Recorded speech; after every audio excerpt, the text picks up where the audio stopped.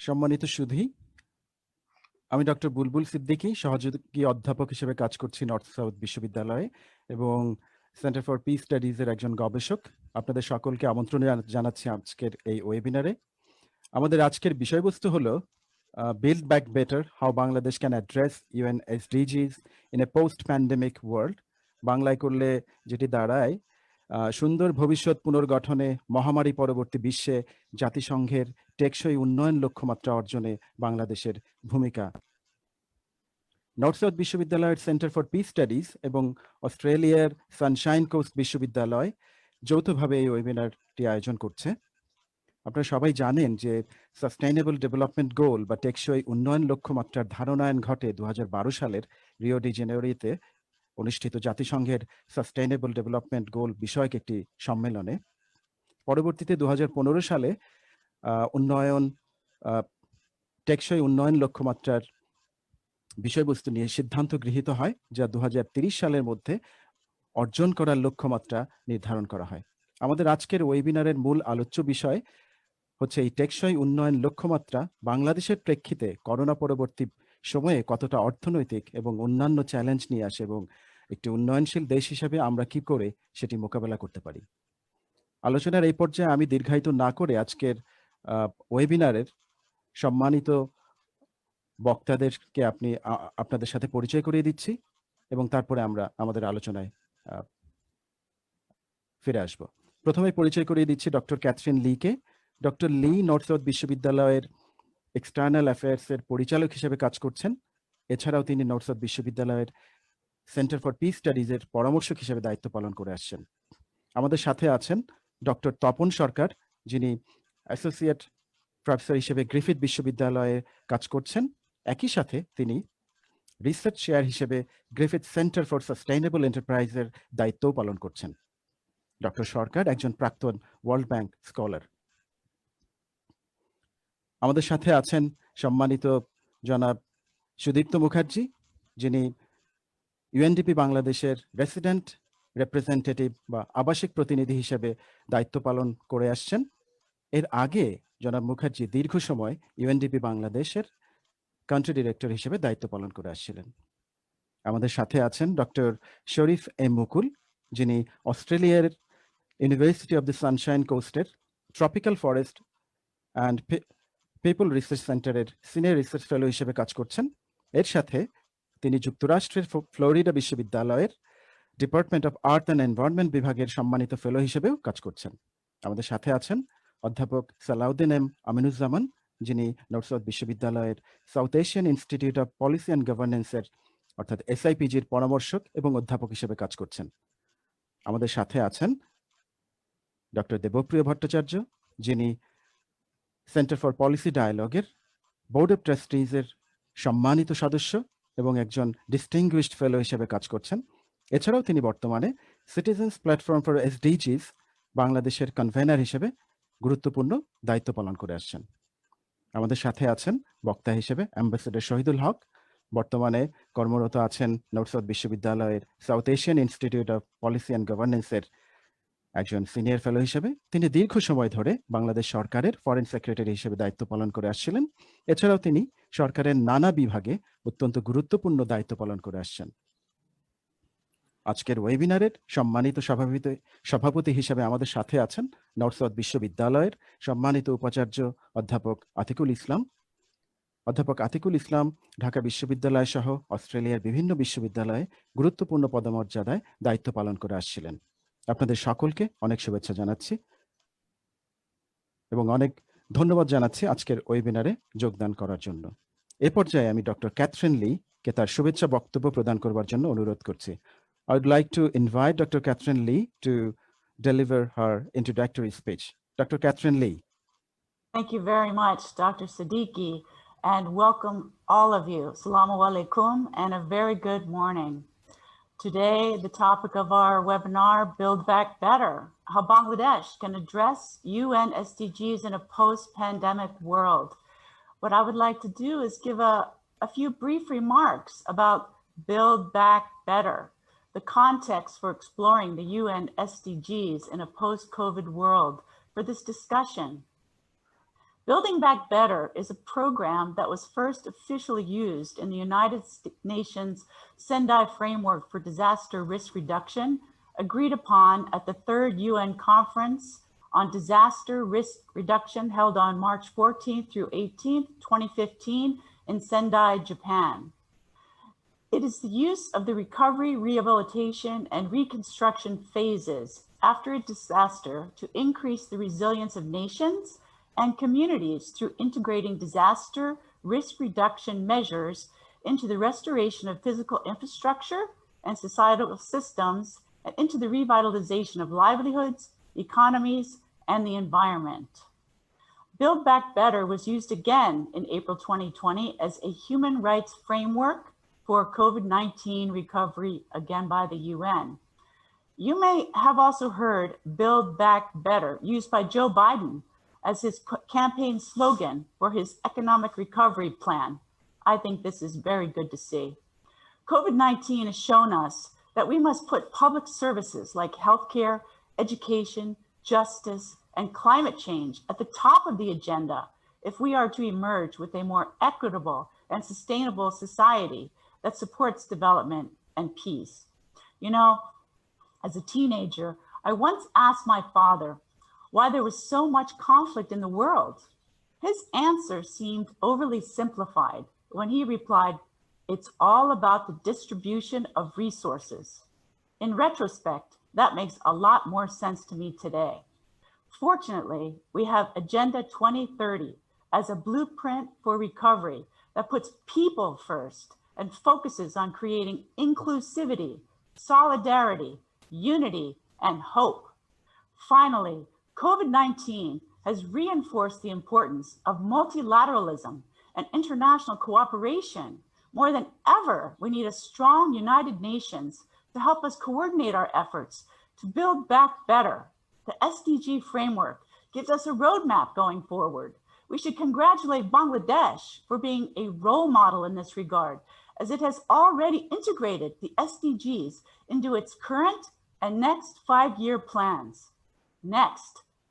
Now, let's all of us build SDG curricula for schools around the world so the SDGs can become the world view for generations into the future. As for the Center for Peace Studies at North-South University, it aspires to be a hub of academic research and activity in the areas of conflict studies and peace promotion that will have national, regional, and global implications. CPS strives to play a central role in the promotion of peace education and training. Our vision is promoting peace through people. Our mission is developing sustainable and inclusive approaches to peace building through evidence-based knowledge and skill development. With these few words, I'd like to thank you all for being with us, and now invite Dr. Bulbul Siddiqui to start the session. Dr. Siddiqui?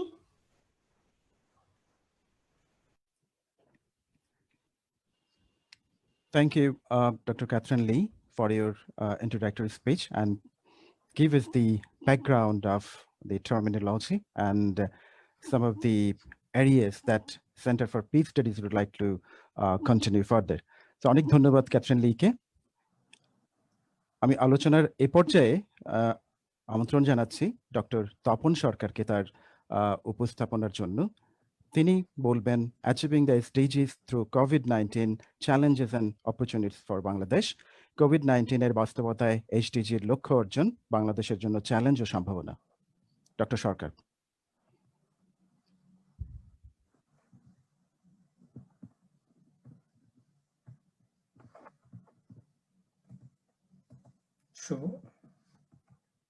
শুভ সকাল, আপনারা শুনতে পাচ্ছেন? হ্যাঁ, শোনা যাচ্ছে। শুনতে পাচ্ছি। শুভ সকাল। এই অনুষ্ঠানটি বাংলায় হচ্ছে খুবই ভালো, তবে আমরা যে বিষয়টি নিয়ে আলোচনা করব এর মাঝখানে কিছু ইংরেজি শব্দ আসবে। আমি এই মিশ্রণটি খুবই অপছন্দ করি এবং এর জন্য আমি সত্যি ক্ষমা চেয়ে নিচ্ছি। গ্রিফিথ ইউনিভার্সিটির সাথে নর্থ সাউথ ইউনিভার্সিটির একটি দীর্ঘ সম্পর্ক রয়েছে। আমি নিজেও গত বছর জানুয়ারিতে নর্থ সাউথে গিয়ে আমার গবেষণার উপস্থাপনা করেছি, যেটি সম্পর্কিত ছিল, এসডিজি সম্পর্কিত ছিল। এবং ভিসি স্যার নিজেও এসেছেন এখানে। আতিক স্যার, আমরা অনেকবার একসাথে কাজ করছি এবং এই মুহূর্তে জানি না উনি আছেন কিনা, আমরা একটি রিসার্চ এই মুহূর্তে করছি। ডক্টর নাদিরা কাকুলি, উনি আমার সাথে একটি রিসার্চে সংযুক্ত আছেন। তো আজকে আমার এই এজেন্ডাতে রয়েছে যে একটা ব্যাকগ্রাউন্ড থাকবে কোভিড-19 এবং এসডিজি। কোভিড-19 হচ্ছে একটা শক, আমরা ইকোনমিক্সে শক বলি। সেই শকটিতে কিন্তু অনেক আগেও অনেকগুলো শক এসছে। যদি আমরা বলি যে এসডিজি এর আগেও যে শকগুলো এসছে কোভিড-19 এর আগে, যেমন global financial crisis, Asian crisis, oil crisis, অনেক অনেক। তো প্রতিটা শকের কিছু উইনার এবং লুজার আছে, এবং এই ধরনের একটি শককে কি করে একসাথে থেকে কি করে উত্তরণ করা যায়, এবং আমি মূলত সরকার এবং ব্যবসা প্রতিষ্ঠানের যে ভূমিকা সেটি নিয়ে আলোচনা করব। বাংলাদেশের জন্য এটি কি সম্ভাবনা এবং একই সাথে চ্যালেঞ্জ রয়েছে সেটি নিয়ে আমি কথা বলবো। এবং যেমনটি ডক্টর ক্যাথরিন লি বলছিলেন যে we have an important role for higher education sector in enhancing and achieving SDGs. And thank you, Catherine, for setting the tone on this. And I'm going to talk on that because at Griffith, we are working to submit a report on this front. So আমি কিছু highlight করছি, যেহেতু আমি একজন researcher, আমার কথাগুলো খুব anecdotal হবে না, it's mostly based on facts and figure. So the recent literature is showing যে emerging এবং developed country সকলেই কিন্তু এই করোনা ভাইরাসের জন্য to whatever extent they are impacted, এবং various sectors in various way or disproportionately impacted. যেমনটি বলি যে সার্ভিসেস সেক্টর, যেমন হোটেল, রেস্টুরেন্ট, ট্যুরিজম, এগুলিতে খুবই ইম্প্যাক্টেড। এসএমই এবং এমএসএমই যদি আমরা বলি তাহলে তাদের তো ডিসপ্রপোর্শনেটলি ইম্প্যাক্টেড, এবং আমাদের নিজস্ব একটি গবেষণায়ও সেটি পেয়েছি আমরা। এবং বাংলাদেশের ক্ষেত্রে যেখানে এসএমইর একটি খুব বড় ভূমিকা রয়েছে এবং যে কোনো কান্ট্রিতে এসএমইর ভূমিকা রয়েছে, সেটি কিন্তু এখানে আমাদের একটা ভাববার বিষয়। এবং আইসিটি সেক্টরটা একটু ভালো করছে, কারণ আছে যেহেতু এটি সোশ্যাল ডিস্টেন্সিং, কিন্তু আমরা দেখি যে আরো কি বিষয়গুলি এখানে গুরুত্বপূর্ণ। যে বিষয়টি বাংলাদেশের জন্য গুরুত্বপূর্ণ সেটি হচ্ছে যে পভার্টি এবং ইনইকুয়ালিটি। যেহেতু আমরা জানি এই দুটি বিষয়, এবং আমি এসডিজি 1, 2 এবং 5, number 5 is actually gender inequality. তো এই বিষয়গুলি একটি খুবই প্রভাব পড়বে। একই সাথে আমরা যদি দেখি যে এক্সট্রিম পভার্টিটাও আমাদের ইনক্রিজ করবে, যেটি কিনা এসডিজি 1 পভার্টি এবং এসডিজি 2 যেটা হাঙ্গার, এই দুটি একটি গুরুত্বপূর্ণ বিষয় আমাদের সাথে। এখন আমাদের ওয়ার্ল্ড ব্যাংকের কিছু রিসার্চ যে আমরা দেখছি যে আসলে সাউথ এশিয়া এবং সাব সাহারান আফ্রিকা যারা দরিদ্র এলাকা, সেখানে কিন্তু এর প্রভাবটা বেশি পড়বে, এবং এর প্রভাব আসলে এসডিজি 5 যেটি আমি আবার বলেছি জেন্ডার ইম্প্যাক্ট রয়েছে। তাহলে আমাদের যদি আমরা সেন্ট্রাল একটা কোশ্চেন যদি আমি শুরুতে সবার কাছে করি, এবং যারা আরো রয়েছেন এখানে প্যানেলিস্ট ছাড়া অন্যরা, যে আমাদের কি কোভিড-19 প্যান্ডেমিক কি আমাদের এসডিজি কে আসলে থ্রেট করছে কিনা? অবশ্যই আমার মনে হয় আমাদের এই উত্তরটা হ্যাঁ, কিন্তু কিভাবে করছে আসুন আমরা দেখি। তো এসডিজি গোলস, যারা এর সম্পর্কে অবগত নয়, আমাদের 17টি গোল রয়েছে এবং 169টি টার্গেট রয়েছে। সবগুলো আমরা আলোচনা করতেই পারবো না, আমি কয়েকটি গোল নিয়ে কথা বলবো। তো আমি একটু আগে যেমন বলছিলাম যে উইনার এবং লুজার, যে কোনো একটি পলিসির, যে কোনো একটি ইভেন্টের কিছু উইনার এবং লুজার থাকে। লেফট হ্যান্ড সাইডে একটা সুন্দর ছবি দেখতে পাচ্ছেন যে এখন হিমালয়টা আপনার দেখা যাচ্ছে ভারতের কিছু অংশ থেকে। অবশ্যই আমাদের CO2 এমিশনটা কমে গিয়েছে, কেননা ট্রান্সপোর্ট সেক্টরটা যেহেতু আমাদের হেভিলি ডিক্লাইন করেছে। রাইট হ্যান্ড সাইডে আমরা যারা বায়োডাইভার্সিটি কনজারভেশন নিয়ে কাজ করি, খুব সুন্দর একটা দৃশ্য দেখতে পাচ্ছি যে খুব ভালো, ওখানে হান্টিং এখন বন্ধ হয়েছে কিছুটা হলেও, খুব সুন্দর কথা। আরো যদি উইনার আমরা বলি তাহলে আমরা দেখতে পাচ্ছি যে আমাদের আসলে ই কমার্সটা বেড়ে গিয়েছে। তার মানে রোল অফ আইটি এবং ইনফরমেশন সেক্টর কিন্তু এখানে খুব উইন করছে। এবং আমরা আজকে আমরা হয়তো জুম প্ল্যাটফর্ম ইউজ করছি, আমার মনে হচ্ছে জুম শেয়ার প্রাইস ইনক্রিজ করেছে, জাস্ট ওয়াল স্ট্রিটের জার্নালের রিপোর্ট দেখুন। আমি নিজে কিছু লেখালেখি করেছি এর সম্পর্কে, বিশেষ করে বাংলাদেশ এবং কিছু উন্নয়নশীল দেশ যারা মাইগ্রেন্ট লেবারের উপরে ডিপেন্ড করে তাদের, এবং সেখানে আমি নিজস্ব পেপার দেখেছি যে আসলে এটি একটি বড় ইম্প্যাক্ট করবে, স্বল্প মেয়াদী না হলেও দীর্ঘমেয়াদী তো ইম্প্যাক্ট করবেই। এবং একটু আগে আমি মিস্টার শহীদুল ওনার কাছে শুনছিলাম যে আসলে এটি একটি যে কত বড় ব্যাপার এই মুহূর্তে বাংলাদেশের জন্য, কেননা বাংলাদেশের একটা বড় একটা অংশ কিন্তু আসলে লেবার মার্কেট এবং মাইগ্রেন্ট ওয়ার্কারদের উপরে।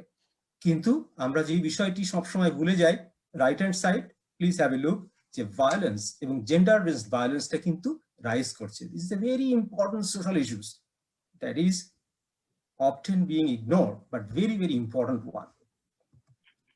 তাহলে আমরা কি দেখতে পাচ্ছি যে আসলে গ্লোবাল সাপ্লাই চেইনটার ডিসরাপশন হচ্ছে কোভিড এর ফলে, এবং আমরা যতটা না ফরেন এইড পেতাম বাংলাদেশের মতো দেশগুলো, সেখানে কিন্তু ডিক্লাইন করবে ফরেন এইড, রেমিটেন্স ডিক্লাইন করবে, আমাদের গ্লোবাল ডিমান্ড ডিক্লাইন করবে, যা কিনা আমাদের রিসিশনকে লিড করতে পারে, আমাদের ডেট ইনক্রিজ করবে, এবং একটা সাইক্লিক্যাল আর এই ডেটটা বাড়তে থাকবে, যেটা নেট ডেট এবং গ্রস ডেট হিসেবে। আমাদের সব থেকে বড় সমস্যা যেটা হবে সেটি হচ্ছে যে আমাদের যে অভ্যন্তরীণ সম্পদ বা ট্যাক্স রেভিনিউ সেটি কিন্তু কমবে, এবং যার ফলে আমাদের বাজেট ব্লো আউট হবে। তো আমরা যারা এই বিষয়টি নিয়ে কাজ করি, গবেষণা করি, তারা আমরা জানি যে financing for social sustainable development goal এবং পার্টিকুলারলি কোভিড এরাতে আমাদের কিন্তু মেইনলি এই যে একটা 5 ক্যাপিটাল মডেল, এটি আমাদের একটা গ্রাউন্ডিং একটা সুযোগ দিতে পারে যে কোথায় আমরা মেইন স্ট্রিম বা স্ট্রিম লাইনিং করতে পারি। এই বিষয় নিয়ে আমি আগেও কাজ করেছি, যার উপরে আমার নিজস্ব তত্ত্ব থেকে একটি বই আমরা করতে পেরেছি, যেখানে আমি দেখিয়েছি যে ফাইন্যান্সিয়াল সিস্টেম ফর সাস্টেনেবল ডেভেলপমেন্টে আমাদের আসলে 3টি বিষয়ের উপর দিতে হবে। প্রথমত দিতে হবে সেটি হচ্ছে, আমি যে নিচের যে বৃত্তটি দেখতে পাচ্ছেন, ক্যাপিটাল মেইনটেনেন্স বা এনহ্যান্সমেন্ট। আমাদেরকে লেফট হ্যান্ড সাইড দেখতে পাচ্ছেন যে সোর্সেস অফ ফাইন্যান্স, আমাদের ইন্টারনাল রেভিনিউ এর উপরে গুরুত্ব দিতে হবে, এবং সেটি আমাদের এই মুহূর্তে কিন্তু খুব খারাপ অবস্থায় আছে। রাইট হ্যান্ড সাইডে যদি দেখতে পান তাহলে আমাদের ইন্টারজেনারেশনাল ইকুইটির উপরে গুরুত্ব দিতে হবে। আমরা যদি ডেট বেশি করি তাহলে আমাদের ইন্টারজেনারেশনাল ডেটটাও বৃদ্ধি পাবে, যা কিনা আমাদের লঙ্গার টাইমে আমাদের সাস্টেনেবল ডেভেলপমেন্ট গোলকে ক্ষতিগ্রস্ত করবে। Sorry to interrupt you doctor Sarkar, আপনি আর 3 মিনিটের মধ্যে আপনার বক্তব্য শেষ করলে ভালো হবে। ওকে, তাহলে আমি দেখি যে রোল অফ গভর্নমেন্ট কি আছে। একটু আগে আমি যেমন বলছিলাম যে গভর্নমেন্টের একটি বড় রোল আছে সেখানে, সেটি হচ্ছে যে মানে গভর্নমেন্টের রোলটা হলো, গভর্নমেন্টই যেহেতু ডেভেলপিং কান্ট্রির মেইন ফাইন্যান্সিং করে, তাহলে তাদের একটা গোল রয়েছে। আমি যেমন নিচে একটা স্লাইড দেখতে পাচ্ছেন যে গভর্নমেন্ট কিন্তু যেমন এখন যদি সে ফিসকাল ইনসেন্টিভস দেয় আমাদের ইন্ডাস্ট্রিয়াল সেক্টরকে, এনার্জি এফিসিয়েন্সিকে, তাহলে কি হলো, আমাদের একই সাথে আমাদের এনার্জি এফিশিয়েন্ট হলো, কিন্তু আমাদের এমিশন রিডাকশনও হয়ে গেল। বিজনেস সেক্টর কি করতে পারে, তারা কিন্তু তাদের ইনভেস্টিংটাকে মোর ফোকাস করতে পারে ইএসজি ইনভেস্টিং হিসাবে, environmental social and governance investing, এবং এটি হচ্ছে। এবং আমি একটা অ্যাক্টের কথা উল্লেখ করতে পারি, ইন্ডিয়া যেটা ম্যান্ডেট করেছে, CSR act, section 135 of Indian corporation company act. সেখানে কিন্তু তারা বিজনেস সেক্টরকে কিন্তু ম্যান্ডেট করেছে যে 2% অফ দেয়ার নেট প্রফিটকে কিন্তু তারা ইনভেস্ট করতে। তো যেহেতু আমার সময় কম, আমি বাংলাদেশের সাকসেস স্টোরিটা দেখি, এবং এই রিসার্চটি আমরা বর্তমানে করছি বাংলাদেশ ব্যাংকের সাথে, এশিয়ান ডেভেলপমেন্ট ব্যাংকের জন্য, যেখানে আমরা দেখেছি যে বাংলাদেশের ডেমোগ্রাফিক ডিভিডেন্ড এবং ডিজিটাইজেশন আমাদের ইকোনমিক গ্রোথকে হেল্প করতে পারে। এবং আমাদের কাছে কিছু তথ্য রয়েছে বা ডাটা রয়েছে, সেখানে আমরা দেখতে পাচ্ছি যে আমাদের যেহেতু ট্রেন্ড এবং পোটেনশিয়াল রয়েছে, ডিজিটাল ইনফ্রাস্ট্রাকচার যদি আমরা বাড়াই তাহলে কিন্তু বাংলাদেশ এই ক্ষেত্রে কিন্তু ভালো করতে পারে। এবং আমরা দেখছি যে খুব পজিটিভ কিছু ট্রেন্ড যেখানে দেখতে পাচ্ছি। ভেরি কুইকলি আমি যাচ্ছি একটু, যে ডিজিটাল ইনফ্রাস্ট্রাকচার ইকোসিস্টেমের জন্য কিন্তু বাংলাদেশের জন্য একটা ভালো একটা সুযোগ। এখানে আপনি দেখুন রাইট হ্যান্ড সাইডে আমাদের ডাটাটা বাংলাদেশ ব্যাংকের ডাটা, সেখানে আপনি দেখতে পাচ্ছেন যে আসলে কিন্তু আমাদের যে ইন্টারনেট ব্যাংকিং ট্রেন্ডটা কিন্তু হঠাৎ করে বেড়ে গিয়েছে, এবং এর সবই কিন্তু আমাদের হেল্প করতে পারে ই কমার্স এবং ডিজিটাল এন্টারপ্রেনিয়রশিপকে বাংলাদেশে।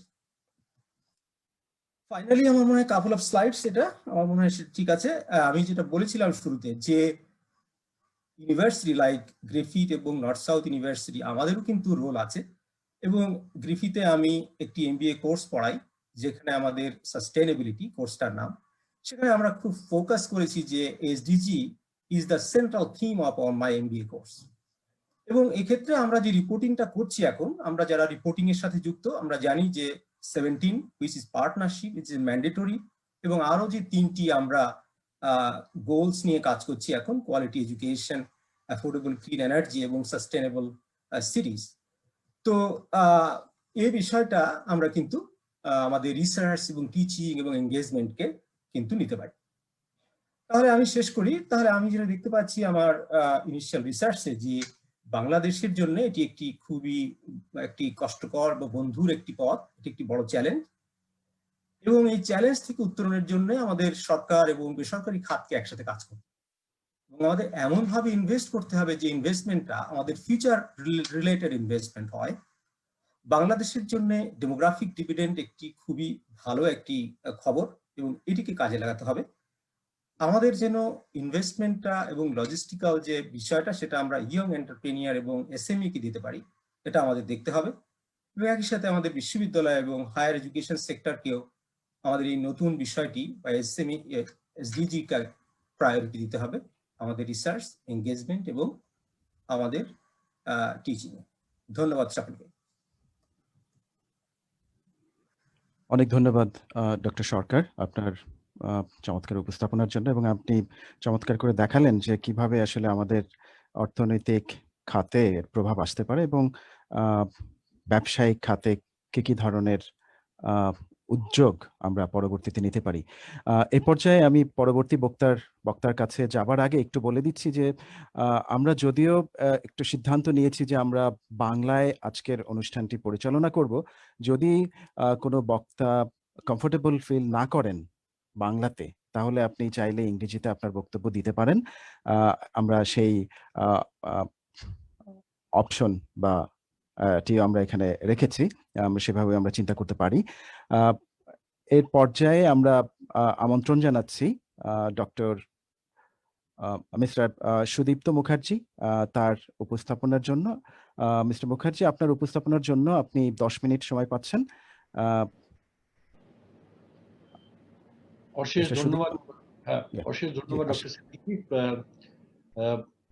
অনেকেই আছেন, আমি সবাইকে, আমরা তো বোধহয় বিভিন্ন জায়গা থেকে লোক জয়েন করেছি, সেই জন্য সবাইকে গুড ডে বলে শুরু করি, কারণ it could be good morning, good evening in different parts of the world. আমাকে অনুরোধ করা হয়েছিল যে সম্পূর্ণ বক্তব্যটা যেন আমি বাংলায় দিই। পুরো বক্তব্য বাংলায় পরিবেশন করা আমার জন্য কিন্তু খুব কঠিন ব্যাপার, সেই জন্য আমি চেষ্টা করবো আমার বক্তব্যের যে মূল বিষয়গুলো কিছু কিছু ক্ষেত্রে আমি ট্রান্সলেট করার চেষ্টা করেছি। আর আমার প্রথমে আমি ক্ষমা চেয়ে নিই যে আমি পুরোটা বাংলায় বলতে পারবো না, আর কিছু কিছু শব্দ এমন আছে যেগুলো মানে আমি যদি বাংলা ব্যবহারও করি, I did take help from colleagues, probably the use of the English word is better. তো যেটা আমি প্রথমে বলতে চাই যে ফার্স্ট অফ অল আমার প্রেজেন্টেশন তার দুটো সেগমেন্ট থাকবে। একটা সেগমেন্ট প্রথমে we will have a look at a global picture, আর তারপরে আমি চলে আসবো বাংলাদেশে। আমরা প্রথমেই দেখি যে there is এই যে last high level week of the UN 75th general assembly session, যেটা কদিন আগে হলো, সেটাই ফার্স্ট এভার SDG মুভমেন্ট হলো, এবং বিভিন্ন বক্তারা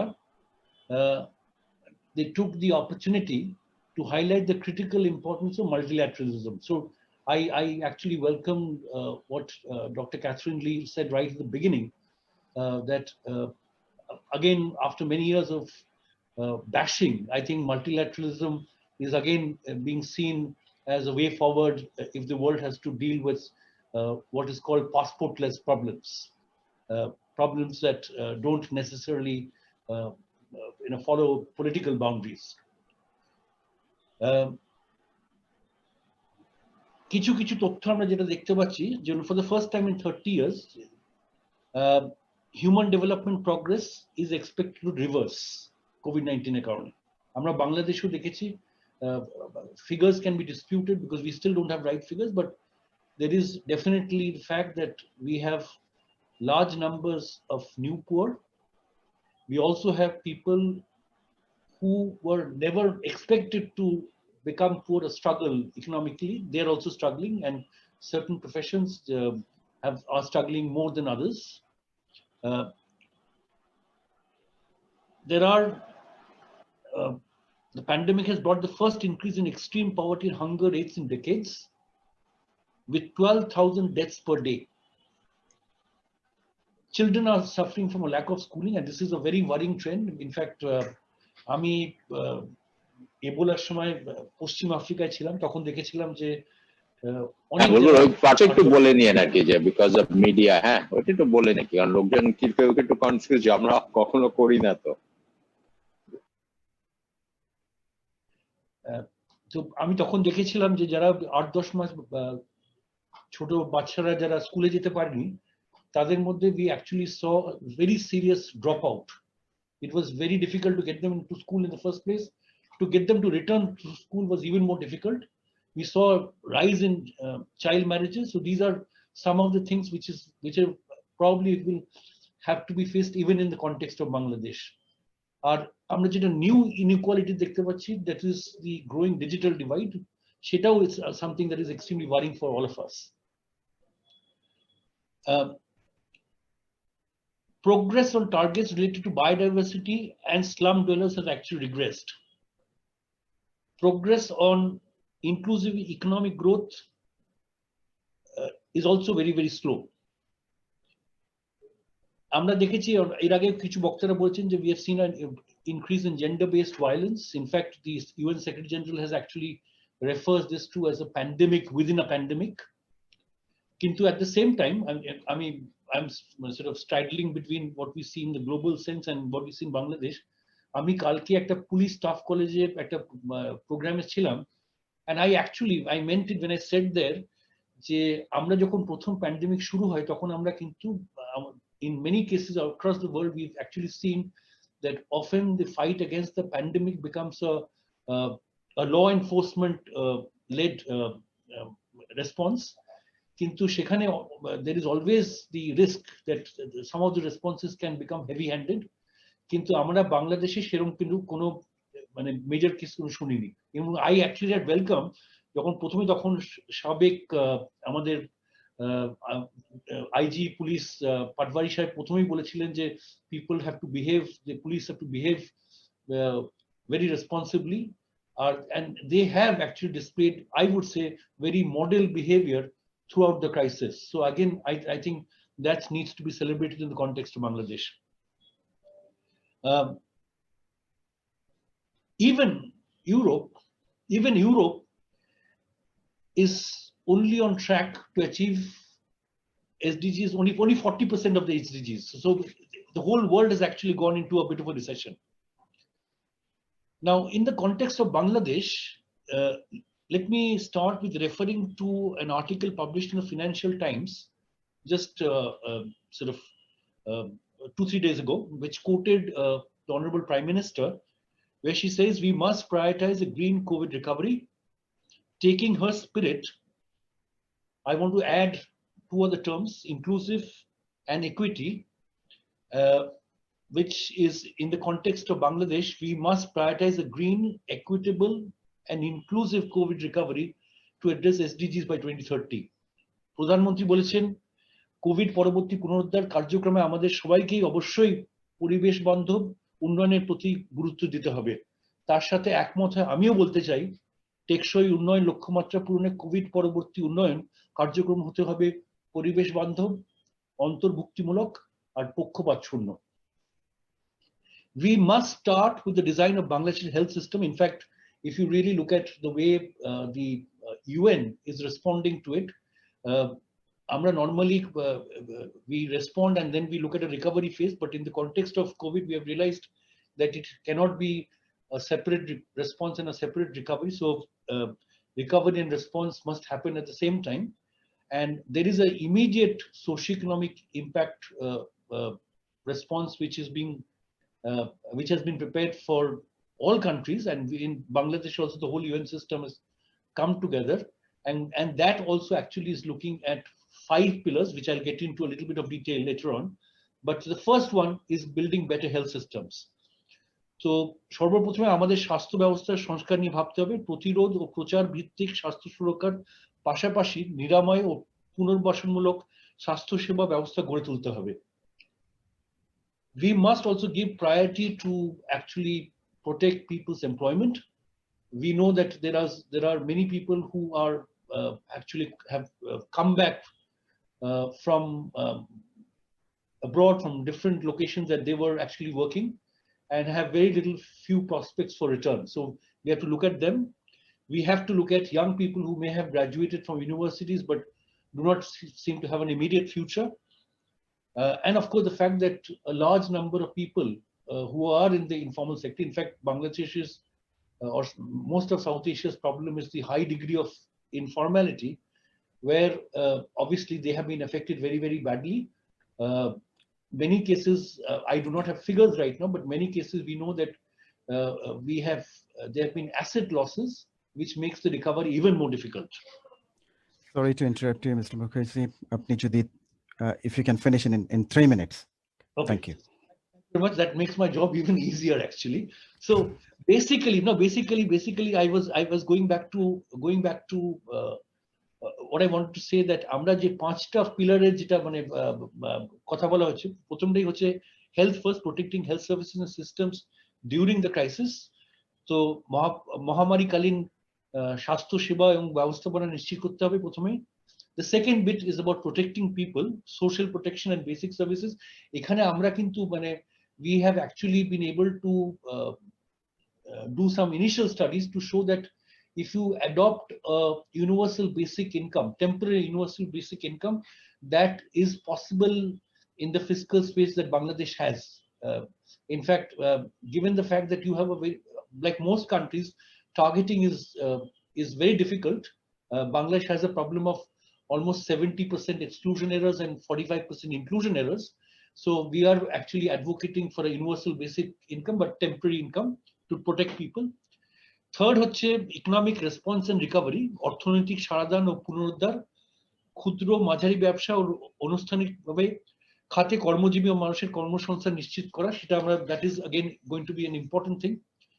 We are also looking at the whole macroeconomic response, not just, and working with the IFIs, whether it's the World Bank, Asian Development Bank, or the Islamic Development Bank and others. সেখানে আমরা particularly 2-3 areas that we are looking at, where there is a integrated national financing framework for SDGs which is being looked at.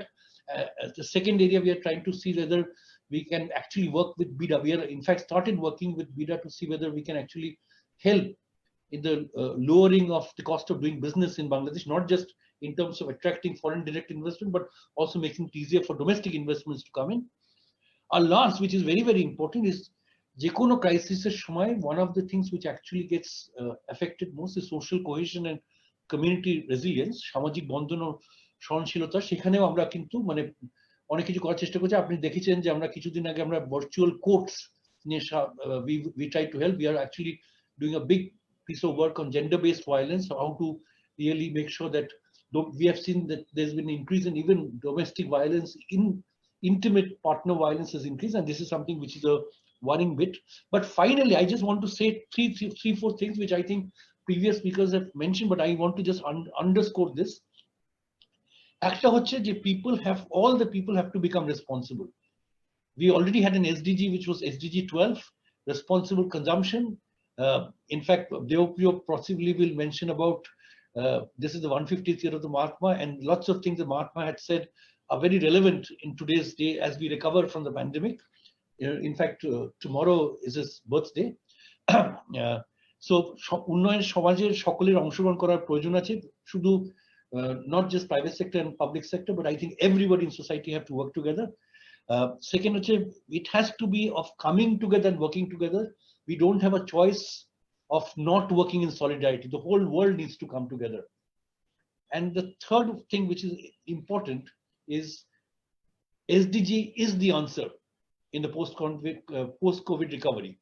It is the answer to the post-COVID recovery. So there's no question of going back on the SDGs or looking at a different target. We have to try and do whatever we can by 2030. Let me conclude by quoting from the Earth Negotiations Bulletin, and I quote here, "We humans have the exceptional ability to imagine a better world, even during a crisis. And we are capable of collaborating globally to turn that imagination into a reality."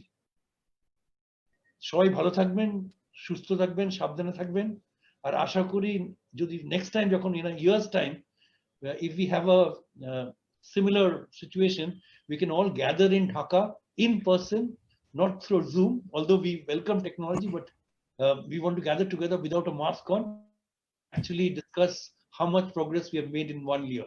Thank you very much. Thank you. অনেক ধন্যবাদ mister Mukherjee আপনার চমৎকার উপস্থাপনার জন্য। যদিও আপনি বলেছেন বাংলাতে একটু সমস্যা, কিন্তু আপনি চমৎকারভাবে আপনার বক্তব্য উপস্থাপন করতে পেরেছেন। পরবর্তী উপস্থাপনাতে যাওয়ার আগে আবার একটু বলে নিচ্ছি যে কেন আমরা বাংলায় করছি বা বাইলিঙ্গুয়ালে যাচ্ছি। একটু ওয়াইডার অডিয়েন্সকে মাথায় রেখে, বিশেষ করে আমাদের সাংবাদিক, আমাদের ছাত্রছাত্রী যারা এবং গ্রাসরুট লেভেলে অনেক উন্নয়ন কর্মী যারা কাজ করেন, তাদের জন্য একটু সহজ হয় এই বিষয়গুলো যদি আমরা বাংলায় করতে পারি। সাধারণত আমরা ইংরেজিতে করে থাকি, সেই জায়গা থেকে আসলে একটু বাইলিঙ্গুয়াল করে চিন্তা করা হচ্ছে। যদি আবারও বলছি, যদি কোনো বক্তা মনে করেন যে আপনি বাংলার চেয়ে ইংরেজিতে বেশি স্বাচ্ছন্দ্য বোধ করবেন আপনার উপস্থাপনার জন্য, আপনি সেটা করতে পারেন। এ পর্যায়ে আমি আমন্ত্রণ জানাচ্ছি ডক্টর শরীফ মুকুলকে তার উপস্থাপনার জন্য। তিনি তার বক্তব্য উপস্থাপনা করবেন কোভিড-19 এর বাস্তবতায় এইচডিজির 13, 14 এবং 15 নম্বর লক্ষ্য এবং মহামারী পরবর্তী সময়ে আমরা কিভাবে তার মোকাবেলা করতে পারি। ডক্টর মুকুল। হ্যাঁ, ধন্যবাদ বুলবুল ভাই। কথা শোনা যাচ্ছে আমার? শুনতে পাচ্ছি। আচ্ছা, আমি হয়তো স্লাইড ইউজ করবো না, যেহেতু স্লাইডটা আমি বারবার টেকনিক্যাল একটা প্রবলেম হচ্ছে আমার। ধন্যবাদ প্রফেসর আতিক স্যার এবং অন্যান্য সম্মানিত প্যানেলিস্ট বৃন্দ। আমি সবার শেষে কথা বলার জন্য প্রিপেয়ার ছিলাম, যে তৃতীয়তে আমি হয়তো একটু অপ্রস্তুত। ধন্যবাদ। আমি প্রথমেই একটা কথা দিয়ে শুরু করতে চাই যে আমাদের পূর্ববর্তী বক্তা যে তপন দা এবং মিস্টার সুদীপ্ত মুখার্জি, ওনারা অলরেডি ওনাদের মূল্যবান মতামত বলে গিয়েছেন যে কোভিড এবং ওনাদের মেইন ফোকাস কিন্তু ছিল যে আমাদের কোভিডের মেইন ইম্প্যাক্টটা হচ্ছে যে স্বাস্থ্য খাত কিংবা ইকোনমিতে। কিন্তু আমি জাস্ট একটা কথা দিয়ে শুরু করতে যাই, এবং প্রথমে ক্ষমা নিয়ে চাচ্ছি এটা ইংরেজিতে, যে only when the last tree has been cut down, the last fish has been caught, and the last stream poisoned, we will realize we cannot eat money. So আমার বক্তব্যের বিষয় হচ্ছে এখানে কোভিড এসডিজি 13, 14 এবং 15, এবং আপনারা অনেকেই জানেন এসডিজি 13, 14, 15 হচ্ছে মেইনলি হচ্ছে ফোকাসড অন এনভায়রনমেন্ট। সো 13টা হচ্ছে ক্লাইমেট অ্যাকশন, যে ক্লাইমেট ইম্প্যাক্টস এবং মিটিগেশনের কমিটমেন্ট গুলো আমাদের, যে এসডিজি 14টা হচ্ছে মেইনলি হচ্ছে লাইফ বিলো ওয়াটার। সো এটা conserve and sustainably use ocean, sea এবং যে মেরিন রিসোর্সেস। এবং এসডিজি 15টা হচ্ছে আমাদের মেইনলি হচ্ছে টেরিস্ট্রিয়াল ইকোসিস্টেমটাকে প্রোটেক্ট, রিস্টোর এবং কনজার্ভ করা, মেইনলি হচ্ছে ফরেস্ট এবং অন্যান্য ক্রিটিক্যাল ইকোসিস্টেম।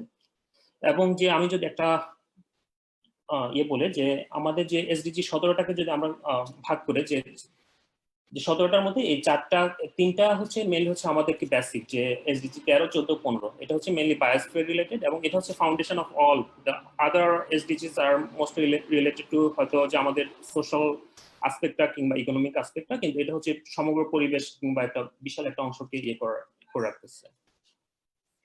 এবং কোভিড-19 এর সাথে এনভায়রনমেন্ট কিভাবে রিলেটেড, যে আমি সেটা যদি আবার সবাই অলরেডি জানে, আমি আবার একটু মনে করা দিতে চাচ্ছি যে কোভিড-19টা মেইনলি এটা হচ্ছে যে আনসাস্টেনেবল ইউজ অফ আমাদের যে ওয়াইল্ড লাইফ, কিংবা যে আমাদের এখনো বলা হচ্ছে যে কোভিড-19 এর অরিজিনটা হচ্ছে যে ব্যাট কিংবা প্যাঙ্গোলিন থেকে এসেছে, এবং এটা চায়নাতে। এবং শুধু কোভিড না, যে অন্যান্য মহামারীগুলোর যে প্রধান উৎপত্তি ছিল কিন্তু যে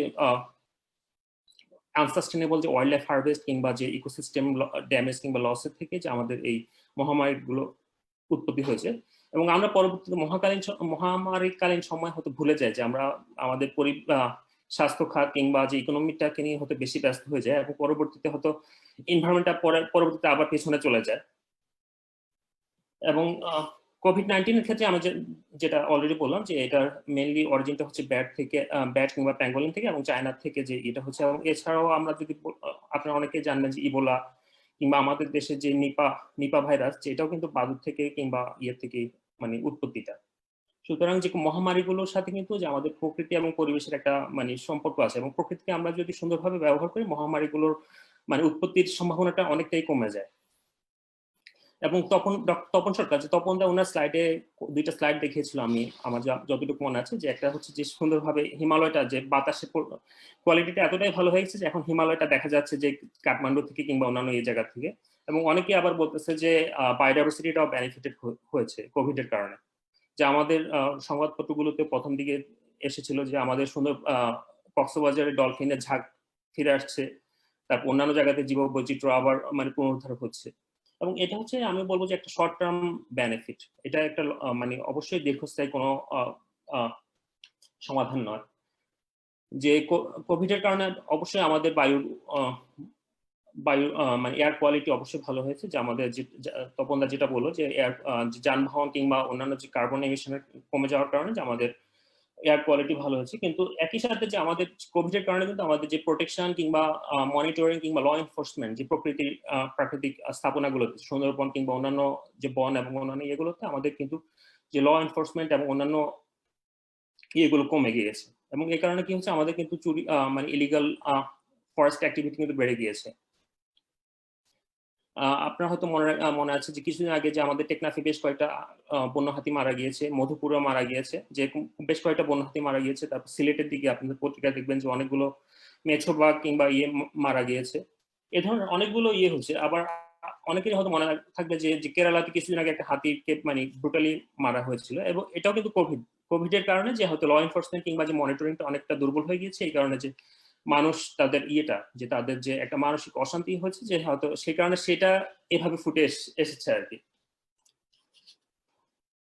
আর আমি যদি বলি যে কোভিড এর কারণে যে আমাদের যে সম্ভাবনাগুলোর সাথে সাথে কিন্তু যে একই সাথে আরো হচ্ছে যে আমাদের যে টুরিস্ট স্পটগুলোতে যে প্রাকৃতিক স্থাপনাগুলোতে কিন্তু আমাদের টুরিস্টের নাম্বারটা ড্রপ হয়ে গিয়েছে। এই কারণে হচ্ছে আমাদের রেভিনিউ কিন্তু ড্রাস্টিক্যালি কমে যাবে, এবং এটা পরবর্তীতে যে এটা যে রেভিনিউটা কিছুটা হলেও কিন্তু ফরেস্টের মনিটরিং ম্যানেজমেন্টই কাজে লাগতো, যে এই রেভিনিউটা কমে যাওয়াতে এটা পরবর্তীতে অবশ্যই এটা একটা ইম্প্যাক্ট করবে। যে তারপর স্থানীয় যে টুরিস্টিক প্লেসগুলোর আশপাশে যে আদিবাসীরা হচ্ছে তাদের যে স্মল স্কেল যে তাদের যে কুটির শিল্প বিক্রি করে জীবন নির্বাহ করতো, যে তারা সেটা এখন না করতে পারে, তারা কি করছে এখন বন কিংবা অন্যান্য ইয়ের উপরে তারা নির্ভরশীল হয়ে যাচ্ছে, যে অবৈধভাবে বনের সম্পদ ধ্বংস করতেছে।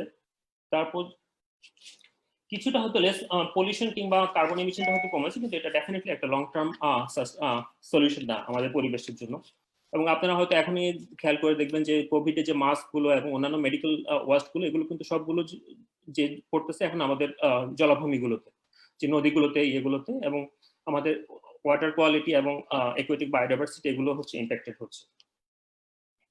এবং এটা হচ্ছে কোভিড এর যে মেইন ইম্প্যাক্ট গুলো। আর আমি যদি বলি কোভিড এর কিছুটা পজিটিভ ইম্প্যাক্ট অবশ্যই আছে, যে গ্লোবালি এখন যে এখন গ্রিন রিকভারিটাকে আমাদের মাননীয় প্রধানমন্ত্রী গতকালকে যে ইউএন বায়োডাইভার্সিটি সামিটে যে উনি অন্যান্য আরো বিশ্ব নেতাদের সাথে যে ওনারা প্লেস ফর নেচার একটা করেছে, যে যেখানে তারা কোভিড পরবর্তী যে রিকভারিটাতে সেখানে গ্রিন রিকভারিটাকে প্রায়োরিটি দিবে, যেখানে বলছে তারা ক্লাইমেট ওয়াইল্ড লাইফ এগুলো হতে গুরুত্ব পাবে পরবর্তীতে। এবং এছাড়াও আমাদের হয়তো দরকার সার্কুলার ইকোনমি কিংবা গ্রিন রিকভারি, এগুলোর সাথে সাথে আমাদের দরকার হচ্ছে যে লং টার্ম কমিটমেন্ট, যে ওয়াইল্ড লাইফ কনজাম্পশন ট্রেড এগুলোর উপর একটা ব্যান দরকার, যে আমাদের এগুলো মনিটরিংটাও আরো আমাদের দেশে অনেকটা দুর্বল, যে ওয়াইল্ড লাইফ ট্রেড তারপর কনজাম্পশন এগুলোর উপর আরো স্ট্রিক্ট মনিটরিং দরকার। এছাড়াও দরকার হচ্ছে যে আমাদের যে কোভিড এর কারণে কিন্তু একটা নেগেটিভ পারসেপশনও তৈরি হয়ে যাচ্ছে জীববৈচিত্র্যের উপর, যেমন বানরের কলাবাদুরের প্রতি অনেকেরই এখন একটা বিরূপ ধারণা, যে অনেকেই মনে করছে কলাবাদুর মাত্রই হচ্ছে যে ভাইরাসের একটা উৎস, এটা কিন্তু সত্য নয়। সুতরাং এই যে নেগেটিভ পারসেপশন, এটার কারণে হয়তো অনেকে যেমন কি হচ্ছে যে কলাবাদুর দেখলে মেরে ফেলবে, কিংবা যে অন্যান্য অনেকগুলো জীবের প্রতি একটা নেগেটিভ একটা পারসেপশন হচ্ছে। এছাড়াও হচ্ছে যে আমাদের যে ফাইন্যান্সিয়াল আনসার্টিনিটি যে কোভিড এর কারণে যে ইয়েটা হচ্ছে, যে এটাকে আমাদের রিকভারি করার জন্য অবশ্যই আরো লং টার্ম প্ল্যান দরকার, যে আমাদের যে কনজারভেশনটা কিন্তু অনেকাংশে যে বিদেশি ডোনারদের ফান্ডিং এর উপর নির্ভরশীল। এবং কোভিড এর কারণে কি হচ্ছে যে অন্যান্য সাথে সাথে ডোনারদেরও কিন্তু প্রায়োরিটিটা কমে যাবে, কিংবা তাদের কিন্তু নেচারের প্রতি যে কমিটমেন্টটা ছিল সেটা কিন্তু এখন অনেকটাই পিছনে চলে যাবে। যে অনেকেরই এখন যে নিজস্ব যে সেলফ ইকোনমিক রিকভারি, তারপর হেলথ সিস্টেমটাকে ডেভেলপ করার জন্য যে তারা নিজেদের ইয়ের প্রতি তাদের প্রায়োরিটিটা থাকবে।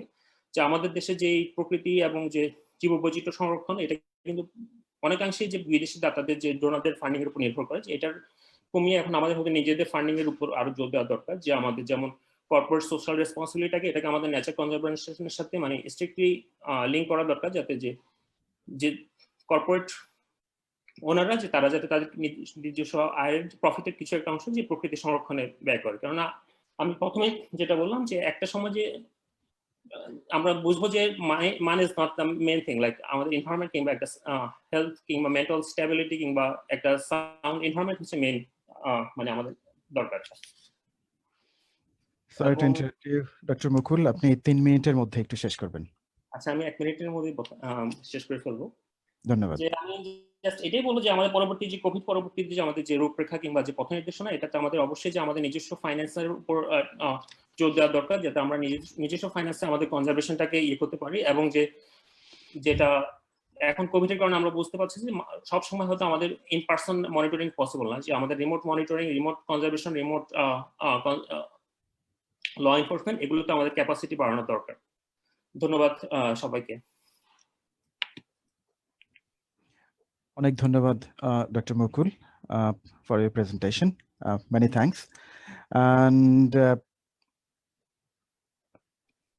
এ পর্যায়ে আমরা পরবর্তী বক্তার কাছে যাওয়ার আগে একটু সম্মানিত সুধী আপনাদেরকে বলছি যে আপনাদের যদি কোনো প্রশ্ন থাকে আপনারা চ্যাট অপশনে গিয়ে একটু লিখে দেবেন। আমরা প্রশ্ন উত্তর পর্বে আপনার প্রশ্ন নিয়ে বক্তার সামনে তুলে ধরব। এ পর্যায়ে আমি আমন্ত্রণ জানাচ্ছি অধ্যাপক সালাউদ্দিন এম আমিনুজ্জামানকে তার উপস্থাপনার জন্য। তিনি বলবেন post COVID-19 institutional and government challenges of এসডিজিস, অর্থাৎ কোভিড-19 পরবর্তী সময়ে এসডিজি মোকাবেলায় প্রাতিষ্ঠানিক এবং সরকারের অন্যান্য চ্যালেঞ্জ। স্যার একটু আনমিউট করে নিতে হবে। ধন্যবাদ। আমি মূলত পাবলিক অ্যাডমিনিস্ট্রেশন গভর্নেন্সের ছাত্র, সুতরাং আমি অর্থনীতির সে কঠিন সংজ্ঞায় যাব না বা কঠিন ফিগারে যাব না। আমার কাছে মনে হচ্ছে যেটা সুযুক্ত শেষ করেছে সে জায়গাটি খুব গুরুত্বপূর্ণ আসলে। আর এখানে from governance point of view থেকে যদি শেখার থাকে, তাহলে একটা কথা আমরা বুঝতে পেরেছি যে আমাদের স্বাস্থ্য খাত বা স্বাস্থ্য ব্যবস্থা তার গভর্নেন্স চ্যালেঞ্জ এবং ইনস্টিটিউশনাল লিমিটেশনস কি বিশাল এবং ব্যাপক। আগে আমাদের ধারণা ছিল, এবার স্পষ্ট হয়েছে। তো this is something good in a sense যে আমরা এখন অ্যাড্রেস করার চেষ্টা করব।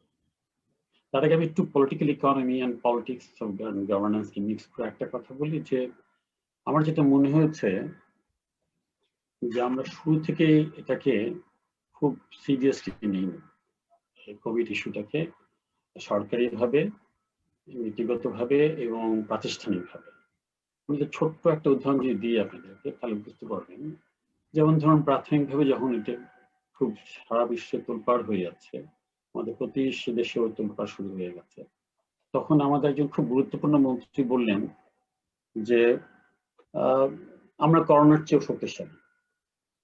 এই বক্তব্যটা কিন্তু একটা রং মেসেজ দিয়েছিল, অর্থাৎ এক ধরনের পলিটিক্যাল ডিনায়াল সিনড্রোম তৈরি করেছে।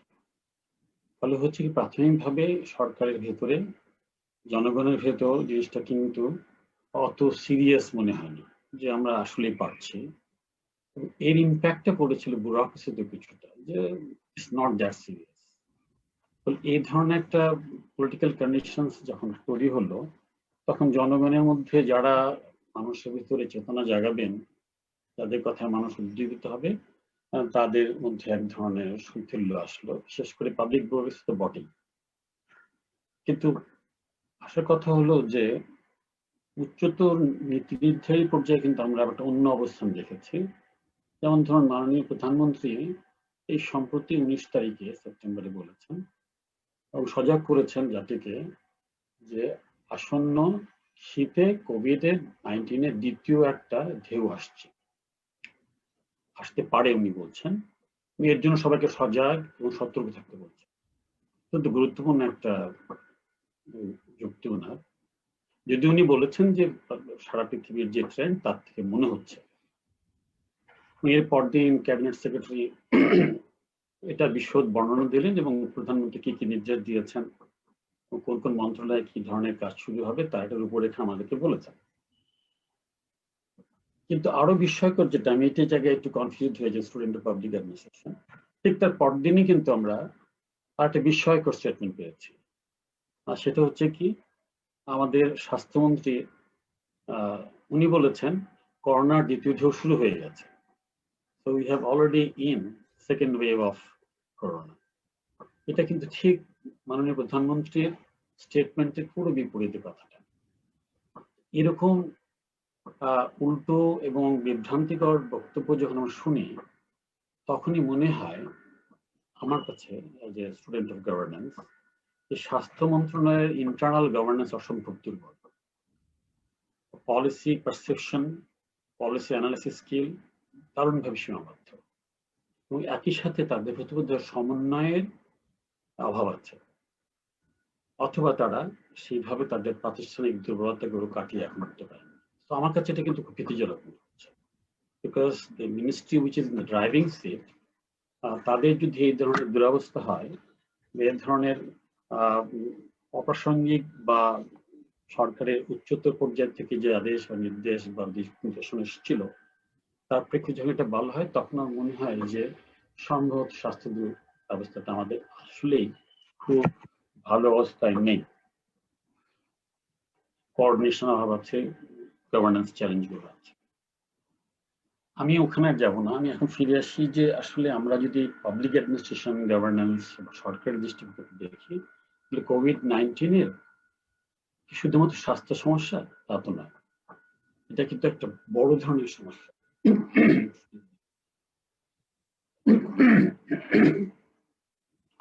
সুদীপ্ত যদি থাকেন লাইনে আমাকে হয়তো সাপ্লিমেন্ট করবেন পরে। ইউএনের একটা রিপোর্ট আমি সম্প্রতি পড়ছিলাম, তারা খুব চমৎকার একটা কথা বলেছে। আমরা কিন্তু এটাকে একটা স্বাস্থ্য সমস্যা হিসেবে দেখছি। ইউএন রিপোর্টে বলা হচ্ছে it is far more than health crisis, it is affecting societies and economics at their core.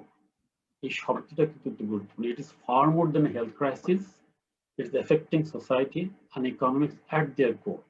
কাজে বুঝতে পারছি আমরা এটা স্বাস্থ্য সমস্যা শুধু নয়, স্বাস্থ্য দিয়ে শুরু, কিন্তু এর ধারাটা এর পরিধিটা কিন্তু অনেক বড়, এবং সেটা গিয়ে অর্থনীতি এবং সমাজে একদম পড়ে গিয়ে আঘাত হচ্ছে। এখান থেকে কিন্তু আমাদের দিক নির্দেশনা নিতে হবে। কাজে only health system is the system to address is perhaps a misnomer. It has to be looked into from wider dimension.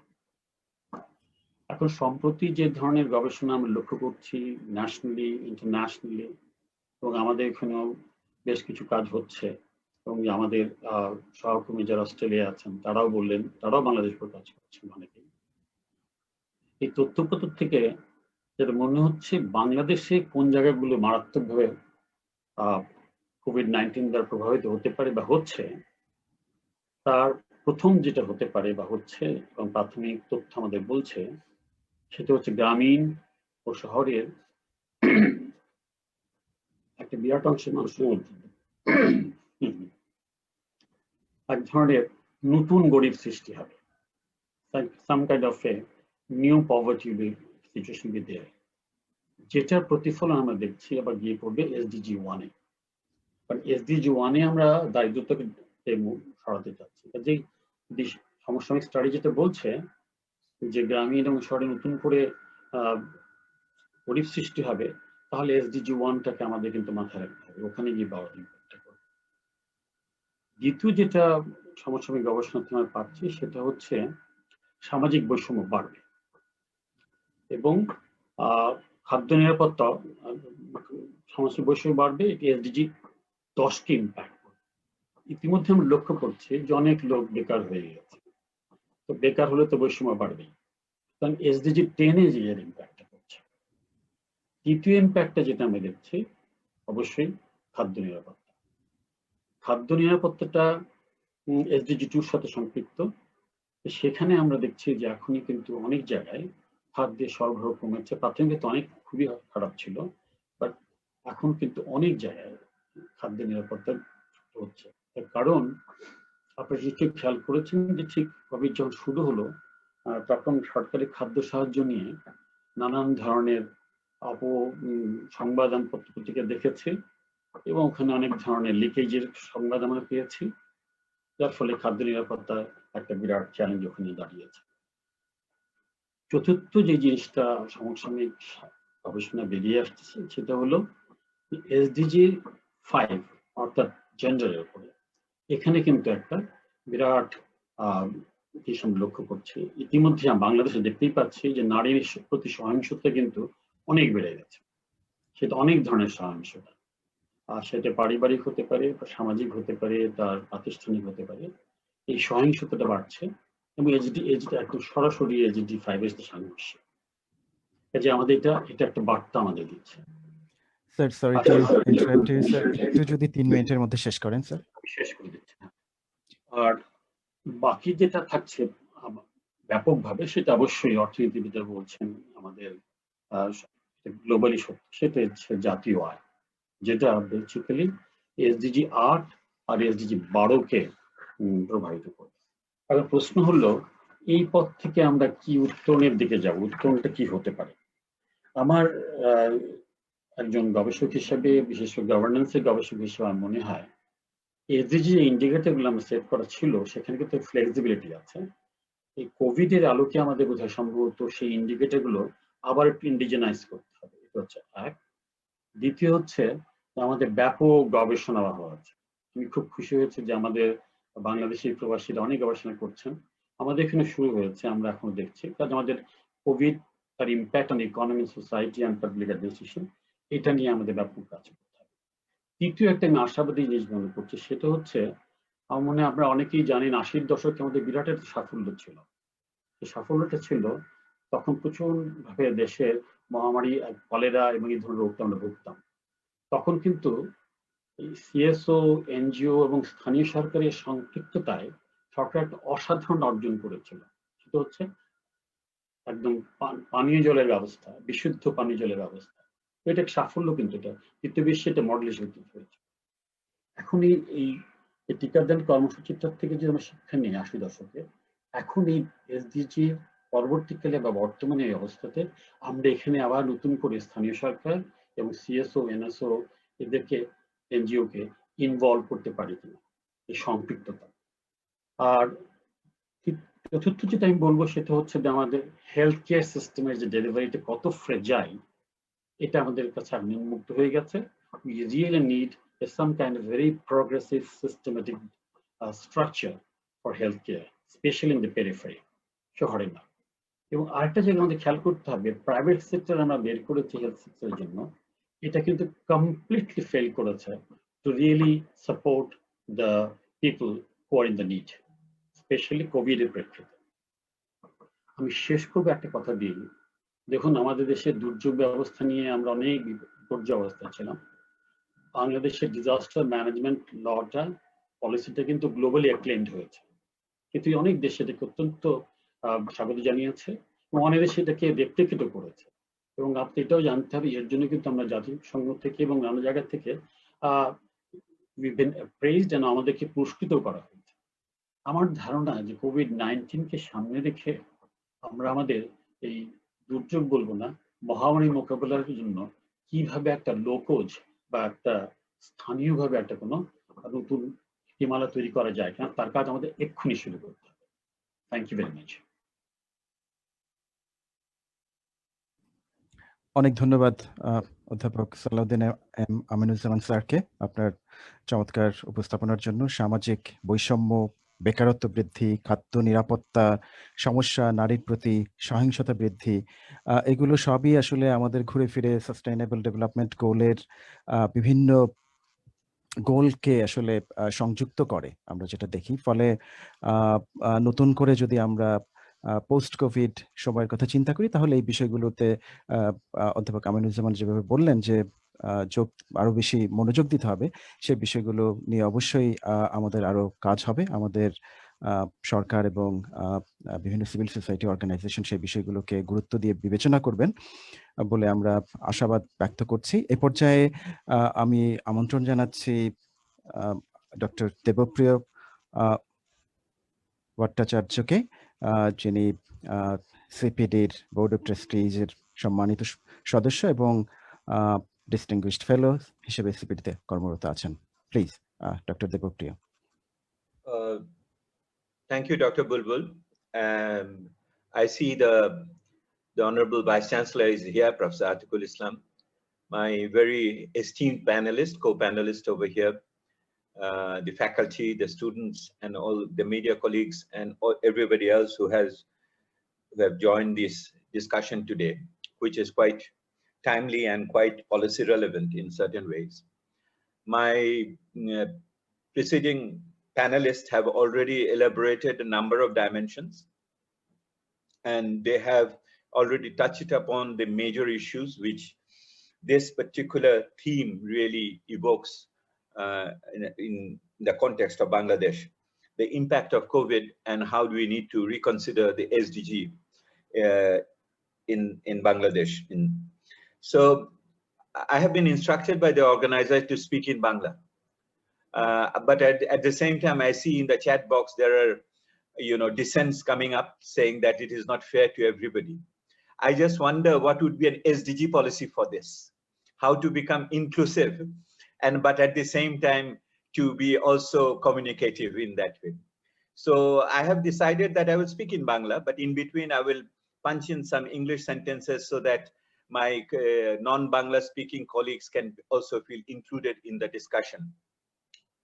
Now, to start with, my grandmother told me that you never say more than 3 points in a discussion when you are given less than 10 minutes, because people will not remember the fourth one. So having that kind of a confidence on your intellectual capacity, in fact, your attention towards my speaking, let me say what are the 3 points I want to highlight today in this morning.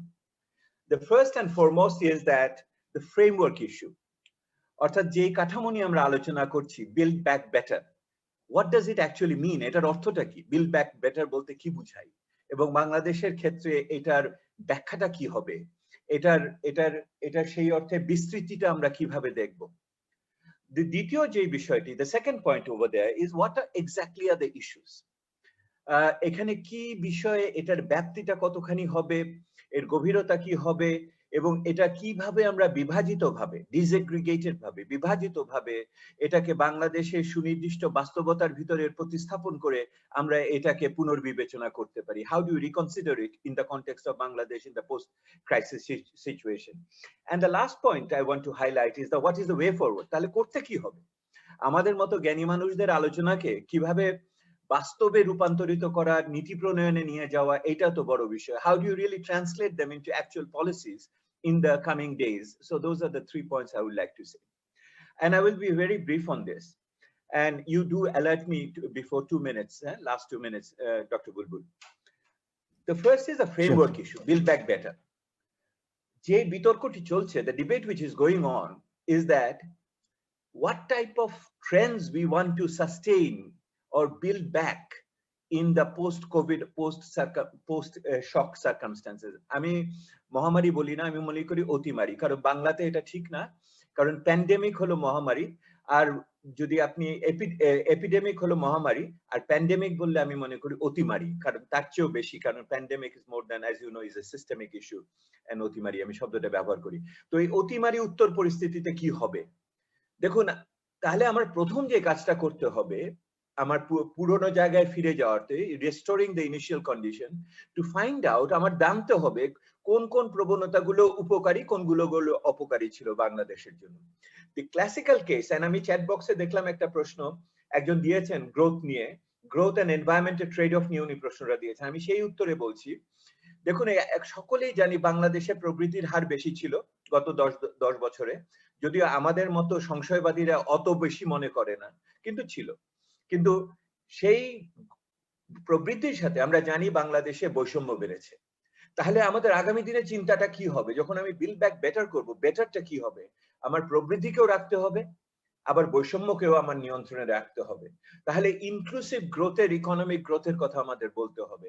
তাহলে এই জায়গাটা আমার বিবেচ্য বিষয় যে I am not building back better an initial condition which is a status quo in certain ways, or as before.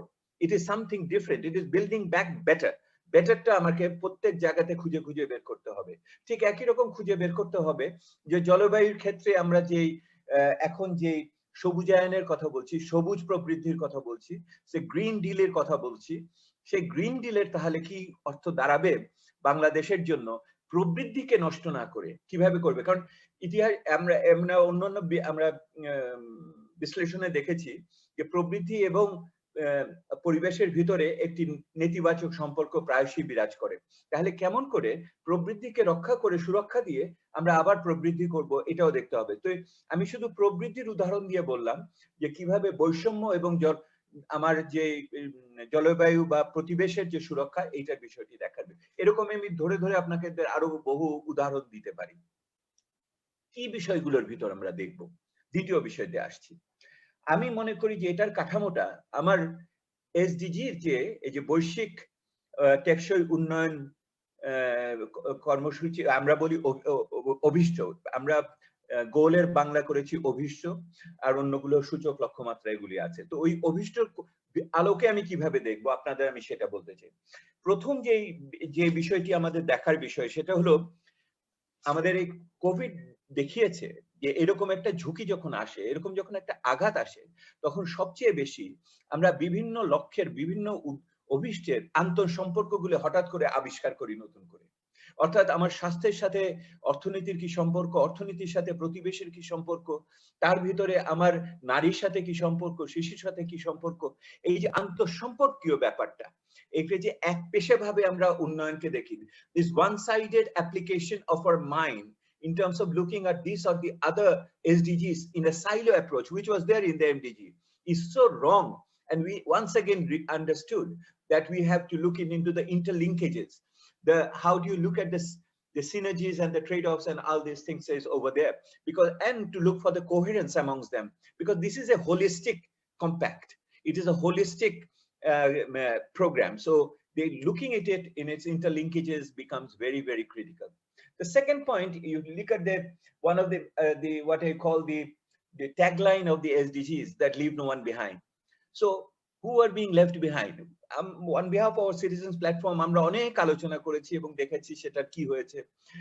বিশেষ করে সরকারি যে সমস্ত প্রণোদনা প্যাকেজ আছে সেগুলি পৌঁছানোর ক্ষেত্রে কাদের কাছে অসুবিধা হচ্ছে, সেটা আপনি যারা দূরাঞ্চলে বসবাস করে, দুর্গম অঞ্চলে বসবাস থেকে, চাওর হাওর থেকে আরম্ভ করে, উত্তর বাংলা থেকে আরম্ভ করে, আমাদের আদিবাসী সম্প্রদায়, আমাদের তৃতীয় লিঙ্গের মানুষ, আমাদের বস্তিবাসী, আমাদের গ্রামীণ আনুষ্ঠানিক অপ্রাতিষ্ঠানিক কর্মজীবী যারা আছেন, তাদের সকলের ক্ষেত্রে এটা সমানভাবে প্রযোজ্য আমরা দেখেছি। তাহলে এই বিষয়টি যদি হয়, তাহলে আমাদের ইকোনমি ওয়াইড পলিসির সাথে টার্গেটেড পলিসি রিভিজিটটা খুব গুরুত্বপূর্ণ হয়ে দাঁড়াচ্ছে। So who are being left behind, এই প্রবলেমটা আরো ক্রিটিক্যাল হয়ে গেছে কোভিড এর কারণে। উই আর সিইং, আমরা যে শব্দটা এখন ব্যবহার করি LNOB, leave no one behind এর সাথে আমরা নতুন শব্দ যোগ করেছি। We have added a new word abbreviation, PNOB, don't push anybody behind. Don't push anybody behind.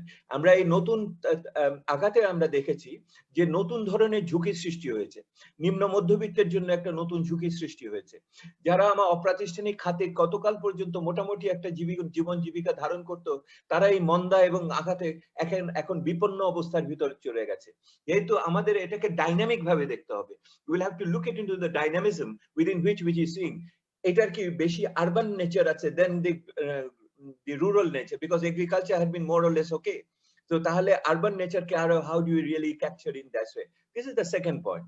The third point is that we will have to understand the prioritization and the sequencing.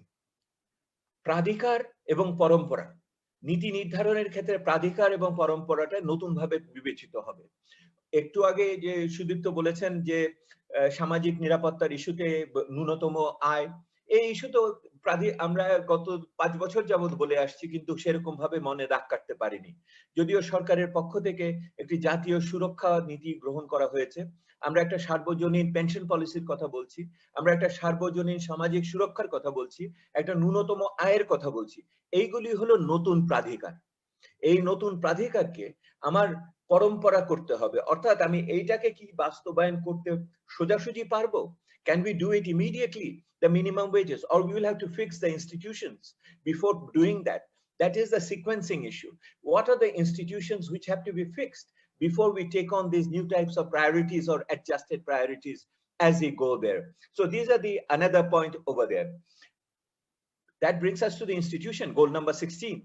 Goal number 16, as I always call it, the issue of the freedom of speech, the human rights and the institutional strengthening. To my mind, it is the jewel in the crown.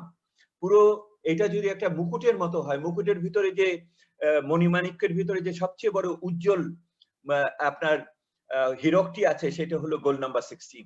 মানুষের অধিকারকে নিশ্চিত করতে হবে। সেই অধিকার নিশ্চিত করা, প্রতিষ্ঠানকে সংগত করা, এইটা যে কত গুরুত্বপূর্ণ, এটা তো সাম্প্রতিক কালে এর চেয়ে বেশি আমরা দেখি নাই। স্থানীয় সরকারের শক্তিশালী সক্ষমতা কত গুরুত্বপূর্ণ ছিল, এটা তো আমরা তার অভাবে কিভাবে সরকারের নীতি ব্যর্থ হয়ে যায় সেটাও আমরা তো দেখেছি। একটা সরকারকে, স্থানীয় সরকারকে আলগা রেখেও 100 জনের উপর প্রতিনিধিকে তাদের বরখাস্ত করতে হয়েছে।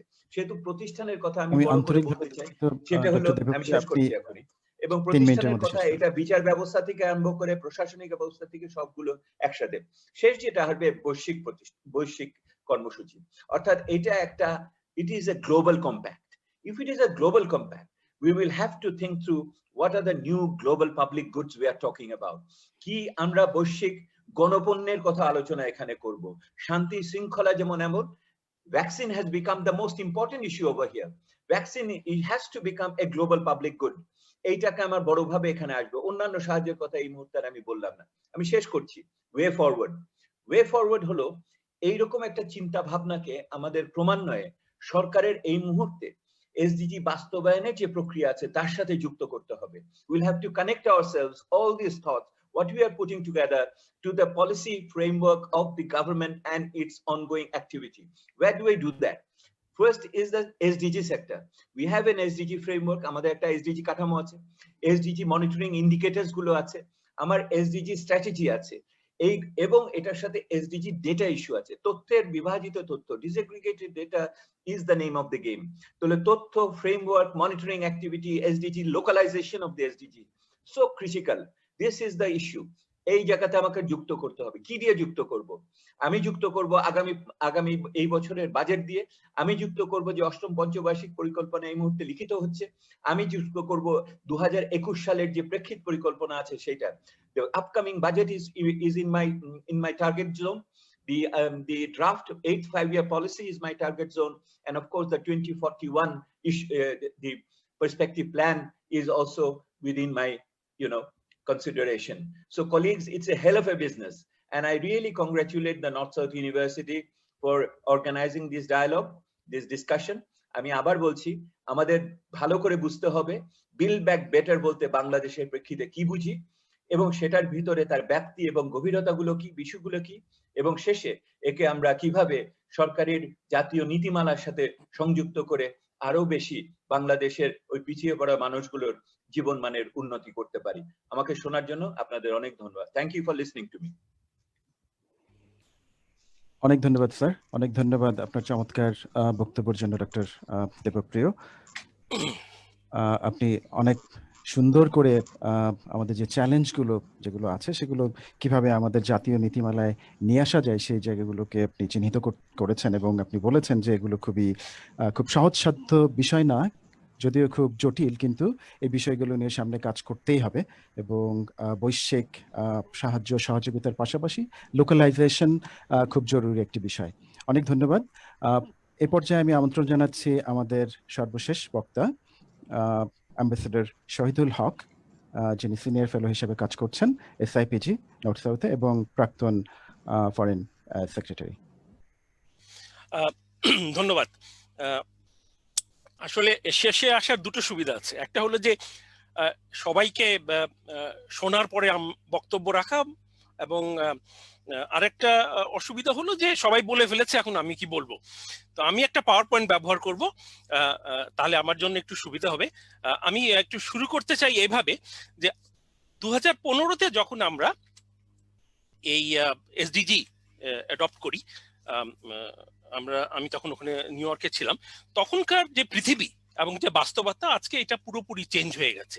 এটা হলো প্রথম কথা। 2 নম্বর হলো যে আসলে কোভিড আসার আগেই উন্নয়নের যে ধারণা বা ভাবনা এটা একটা পরিবর্তনের মধ্যে দিয়ে যাচ্ছিল। ইনফ্যাক্ট যখন এসডিজি নেগোসিয়েশন হয় 18 মাস ধরে, ডক্টর দেবপ্রিয় ইনভলভ ছিলেন ক্লোজলি সিভিল সোসাইটির পক্ষ থেকে, তখন আমরা দেখেছি যে আসলে উন্নয়ন নিয়ে একাধিক কথা হচ্ছে এবং তার প্রেক্ষিতে একটা কম্প্রোমাইজড এসডিজি হয়েছিল। তো আমি ওই জিনিসটা একটু কুইকলি রান করব, তারপরে দেখবো যে কোভিড আসলে কি ধরনের ইম্প্যাক্ট আনবে বলে আমরা মনে করি এবং ডক্টর দেবপ্রিয়র মতো যে সামনে কি করে এগিয়ে যাব। আমি একটু স্লাইড ইউজ করি, একটু তাড়াতাড়ি যাব। So if there are questions I will be very happy to come back. আমি চিন্তা করছিলাম যে সবাই শখের কথা বলছে, তো শখটা কিভাবে দেওয়া যায়। এইটা একটা স্যাটেলাইট পিকচার অফ পৃথিবী, একটু কালার করা হয়েছে, আমি দুটো লাল ভাইরাস অ্যাড করেছি পরে। এটা হলো মানে প্ল্যানেট এবং আর্থের অবস্থা। দেখে খুব ডুম এন্ড গ্লুম লাগছে, তাই না? আসলে উদ্দেশ্যটাই তাই আমার। তারপরের যে স্লাইডটা, এটা ভেরি রিসেন্ট একটা স্ট্যাটিস্টিক যে এই মুহূর্তে প্রতি মিনিটে আমরা কিভাবে ইন্টারনেট ব্যবহার করছি। এই যে জুমের কথা বললেন, উপরের বামের দিকে স্ট্যাটিস্টিক্সটা আছে যে প্রায় 2 লাখের উপর লোক পার্টিসিপেট করে 1 মিনিটে জুমে। আমরা বোধহয় ওই ফিগারে অ্যাড করি। তো এইটা হলো এখনকার পিকচার। এই ধরনের একটা পিকচার আমরা 2015-তে দেখেছি এবং এখনকার যে পিকচার, এর মধ্যে রাত দিন তফাৎ। সুতরাং টেকনোলজিটা এবং একটা ইম্পর্টেন্ট ফ্যাক্টর উন্নয়নের, যেটা আগে আমরা যখন এসডিজি নেগোশিয়েট করি তখন ওরকম স্ট্রংলি আসেনি। সবচেয়ে বড় প্রবলেম হলো এখানে যে এই যে পৃথিবীটা হাইপার কানেক্টেড, এইটা কার জন্য? 50% লোক এখন ইন্টারনেট সুবিধা পায় না, ইনক্লুডিং বাংলাদেশে। ব্র্যাকেট স্টাডি আছে, আমি ডিটেলে আর যাই না। এই স্লাইডগুলো আমি অন্য কারণে তৈরি করেছিলাম, আমি এটা আর এখন বলবো না। যেহেতু আমি উন্নয়নের নতুন উন্নয়ন ধারণার কথা বলতে চাই, উন্নয়ন ধারণাটা কিন্তু এইভাবে কনসেপচুয়ালি ইভলভ করেছে এবং এটা আমি ওইসিডির একটা ভেরি ইন্টারেস্টিং রিসেন্ট রিপোর্টে পুরো উন্নয়ন প্রক্রিয়াটাকে ওরা রিভিজিট করেছে এবং দেখেন যে এসডিজি এসেছে কিন্তু একটা লং প্রসেসের মধ্যে। এবং যদি আপনি এটাকে ইউএন এর পার্সপেক্টিভে দেখেন তাহলে 50 বছর লেগেছে 72 থেকে এই 2015-তে আসতে। এবং দু একজন বক্তা বলছিলেন যে উন্নয়ন এবং এনভায়রনমেন্ট এইটাকে কি করে অ্যাড করা যায়। তৎকালীন ভারতের প্রধানমন্ত্রী ডক্টর ইন্দিরা গান্ধী একটা সুন্দর কথা বলেছিলেন, কিন্তু স্টকহোমে এসে আমরা সবাই মিলে ঠিক করলো যে না, দুটোকে একসাথে নিয়ে যাওয়া যায়।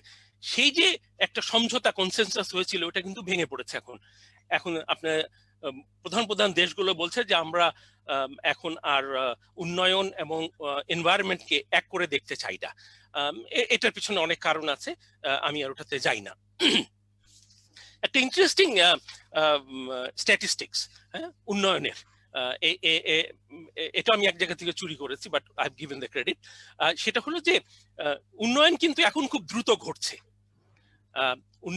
মানে 19-এর দশকে যেভাবে উন্নয়ন প্রতি বছর 1% করে ঘটতো, 1950-এর পর থেকে দেখেন 5 to 10, আমাদের দেশেও এখন আমরা বলছি 6, 7, 5, 4, এক একজন এক এক কথা বলছেন। এই যে উন্নয়নের যে দ্রুত গতি, এর ফলে কি হয়েছে আমি বাকিটা আর পড়লাম না। চলে আসি সাস্টেনেবল ডেভেলপমেন্টে। এর 6টা বেসিক প্রেমিসেস ছিল। এটা আমার ফেভারিট একটা সাবজেক্ট। এবং দেখেন এখানে planet, people, dignity, prosperity, justice এবং পার্টনারশিপ। ডক্টর দেবপ্রিয় বলেছেন justice is the diamond, Jewel in the crown. আমি ওনার সাথে কিছুটা একমত, পুরোটা নয়। আমার মনে হয় সবগুলোই একভাবে আমাদেরকে দেখতে হবে, কোনো একটা জিনিসকে ফেলে অন্যটা নিয়ে গিয়ে যাওয়া বোধহয় খুবই ডিফিকাল্ট। এবং এইটার একটা নেগোসিয়েশন হয়েছিল, এসডিজি যখন নেগোসিয়েশন হয় তখন এক পর্যায়ে কিছু কিছু রাষ্ট্র বলছিল আমরা লেটস প্রায়োরিটাইজ, যে আমরা কোনটা প্রথমে করব কোনটা পরে করব, এবং এটা নিয়ে বেশ ডিবেট হয়েছিল। ইভেন কিছু কিছু কান্ট্রিজ ভেবেছিল যে 10টা গোল থাকলেই হবে, 17টা গোলের কোনো দরকার নেই। সেই ডিবেট তো আমরা পার হয়ে এসেছি। সুতরাং আমি মনে করি আমাদের ইকুয়াল ইম্পর্টেন্স দেওয়া উচিত এই সবগুলোতে, এটা আমি বাদ রাখি। নতুন এসডিজি রিপোর্ট কি আনছে আমাদের জন্য, আমরা জাস্ট শেষ করলাম এসডিজি মোমেন্ট, এবং এসডিজি এবার ইন্টারেস্টিং ছিল যে দুটো রিপোর্ট এসছে। একটা হলো সেক্রেটারি জেনারেল রিপোর্ট এসছে, ভেরি ইন্টারেস্টিং, প্রচুর স্ট্যাটিস্টিক্স আছে। কিন্তু কেমব্রিজ ইউনিভার্সিটি একটা এসডিজি একটা ওভারঅল কম্প্রিহেন্সিভ স্টাডি বার করেছে। সুতরাং দুটোর থেকে গ্লিন্স করে আমি এটা এনেছি। তারা বলছে যে এই সভ্যতা, আমাদের সভ্যতা একটা মনুমেন্টাল চ্যালেঞ্জের মুখোমুখি হয়েছে। আমি জানি সময় খুব একটা নাই, সো আইল রান ভেরি কুইকলি। কনক্লুশন হলো যে এসডিজি সবগুলি অফ ট্র্যাক হয়ে গেছে, সবগুলি এক এক দেশে এক এক ভাবে হয়েছে, বাট সবগুলি ওভারঅল হয়েছে। কিছু কিছু এসডিজি কিছু কিছু দেশে রিভার্সড হয়ে গেছে, মানে যে গেনটা আমরা করেছিলাম ওই গেনটা হারিয়ে ফেলেছি। ইনফ্যাক্ট কেমব্রিজ স্টাডিতে বলছে যে যে গেনটা আমরা 3 বছরে করেছি ওইটা বোধহয় অনেক দেশেই রিগ্রেস করেছে, মানে আমরা হারিয়ে ফেলেছি এই কোভিডের 8 মাসের ইম্প্যাক্টে। বাংলাদেশ কিন্তু রিলেটিভলি ভালো করেছে, এটা আমি কেমব্রিজ রিপোর্ট থেকে লিফট করেছি। তারা বলছে যে এশিয়া ভালো করেছে, তার মধ্যে বাংলাদেশ ভালো করেছে। ইনফ্যাক্ট আমরা 116 থেকে 109 উঠেছি এবং বেশ কিছু ইন্ডিকেটরে আমরা এগিয়ে আছি। কিন্তু আমাদের ইন্ডিকেটর সমস্যা হলো 7টা ইন্ডিকেটর, 2, 3, 6, 9, 11, 16 এবং 17। এই জায়গায় আমাদের দিতে হবে। আমি এটাতে আর যাই না। আমার সবচেয়ে বলবো প্রিয় যেই গোল সেটা হলো গোল 10। যদি সুদীপ্ত এখন থাকে, সুদীপ্ত জানে ওনাদের সাথে আমাদের এটা নিয়ে প্রচুর আলোচনা হয়েছে। এবং এই যে পভার্টি আর ইনইকুয়ালিটি, ইনফ্যাক্ট ভেরি ইন্টারেস্টিং, আমি না বললেই না, যখন ফার্স্ট ড্রাফট আসলো এসডিজির তখন ইনইকুয়ালিটি ছিল, বিকজ গ্লোবাল কনসালটেশনে বিশেষ করে সিভিল সোসাইটির স্ট্রংলি এটাকে পুশ করেছে। খালি পভার্টি দেখলে হবে না, ইনইকুয়ালিটি দেখতে হবে in all its manifestations. Second ড্রাফটে এটা ড্রপড হয়ে গেল কেন? কিছু দেশ পছন্দ করে না ইনইকুয়ালিটির কথা, বিশেষ করে between and among the states, trade and business and the intellectual property and rest of it. এখন দেখা যাচ্ছে যে আমরা 1990 এর পর থেকে গ্র্যাজুয়ালি পভার্টি কমিয়ে এনেছি এবং ইনইকুয়ালিটিটাও গ্র্যাজুয়ালি কমে আসছিল। আপনারা বামের যদি স্লাইডটা দেখেন, কিন্তু কোভিড এর পরে হঠাৎ করে ইনইকুয়ালিটি বেড়ে গেছে। বাংলাদেশে তো সিপিডি বলছে যে 20% যে এক্সট্রিম পভার্টিতে ছিল এটা 41% জাম্প করবে। Will have to wait and see. এইটা একটা বড় চ্যালেঞ্জ এসডিজি থাকবে বাংলাদেশের জন্য। এবার সেক্রেটারি জেনারেল ইনফ্যাক্ট ওই সেই প্রায়োরিটির কথা যে 6 ক্লাস্টার বলেছেন, যে এই 6টা cluster can use as a transforming the COVID recovery, এবং এটাই এখন ইমপ্লিমেন্ট করছে ইউএন সিস্টেম। ওটাতে যাবো না, চ্যালেঞ্জে চলে আসছি। চ্যালেঞ্জ হলো সিঙ্ক্রোনাইজ করা, যে এই যে নিউ রিয়েলিটিস, এই যে নিউ চ্যালেঞ্জেস, এটার সাথে আমাদের দেশের প্ল্যানিং প্রসেসটা কিভাবে সিঙ্ক্রোনাইজ করবেন। ডক্টর দেবী সুন্দর করে বলেছেন যে মানে ওনাদেরকে বোঝানো যায় কি করে, হ্যাঁ, যে এই এখন বিজনেস অ্যাজ ইউজুয়াল হবে না, এটা অন্যভাবে দেখতে হবে। পসিবিলিটিস প্রচুর আছে। সেক্রেটারি জেনারেল নিজেই বলেছেন যে এটা একটা generational opportunity to build back better, হ্যাঁ, ফেয়ারার, হেলদিয়ার।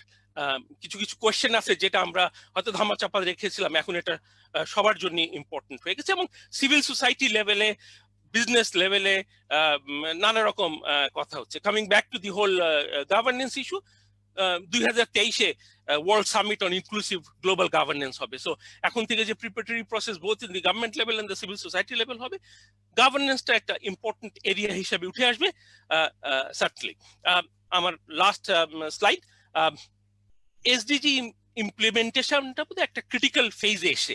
ইনফ্যাক্ট আমরা যে গেইনটা করছিলাম এবং এসডিজিটা অ্যাঙ্কার করে গেছিল মোটামুটি সব দেশে, হঠাৎ করে এটা আনসেটেলড হয়ে গেছে। সুতরাং এটা একটা ক্রিটিক্যাল মোমেন্ট। এবং আমাদের যে কিছু অ্যাজাম্পশনস ছিল 2015-তে, both political, economic and cultural, ওই অ্যাজাম্পশন গুলো ভেঙে পড়েছে অথবা রিভিজিট করতে হবে। সুতরাং সেক্রেটারি জেনারেল যে নিউ ডিলের কথা বলেছেন, আমাদের প্রধানমন্ত্রীও ওয়ার্ল্ড ইকোনমিক ফোরামে বলেছেন যে একটা নিউ ডায়ালগ দিয়ে একটা নিউ ডিল করার, এইটা বোধহয় সময় এসছে। আমি বলছি না যে আমরা এসডিজি কে রিওপেন করব, বাট ওইটার উপর ভিত্তি করে কারেন্ট রিয়েলিটিতে আলোচনা করতে হবে, আলোচনা হচ্ছে না। এবং আমার মনে হয় এবার জনগণের যে দাবি, এইটা একটা বড় ভাবে আসবে, কারণ at the end it is people who suffers, no one else. It's a tricky balancing, এবং ব্যালেন্সিং এই সময় সবচেয়ে ইম্পর্টেন্ট হলো যে সবাই মিলে একটা শক্ত ভাবে ব্যালেন্সড করা। কিসের জন্য? আমরা যাতে একটা ভালো পৃথিবী করতে পারি। ধন্যবাদ।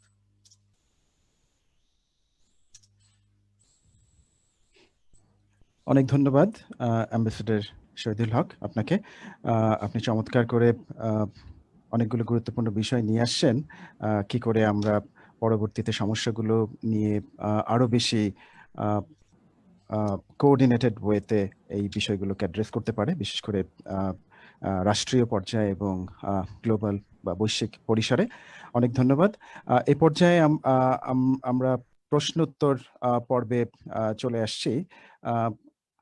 সুপ্রিয় সুধী, আপনাদের যদি কোনো প্রশ্ন থাকে আপনারা এখনো চ্যাট বক্সে কমেন্ট করতে পারেন। আমাদের কাছে কিছু প্রশ্ন এসছে, আমরা সেই প্রশ্নগুলো একে একে যাচ্ছি এবং প্রশ্নগুলো প্রথমে আমি শুরু করছি। একটি প্রশ্ন এসছে ডক্টর তপন সরকারকে উদ্দেশ্য করে।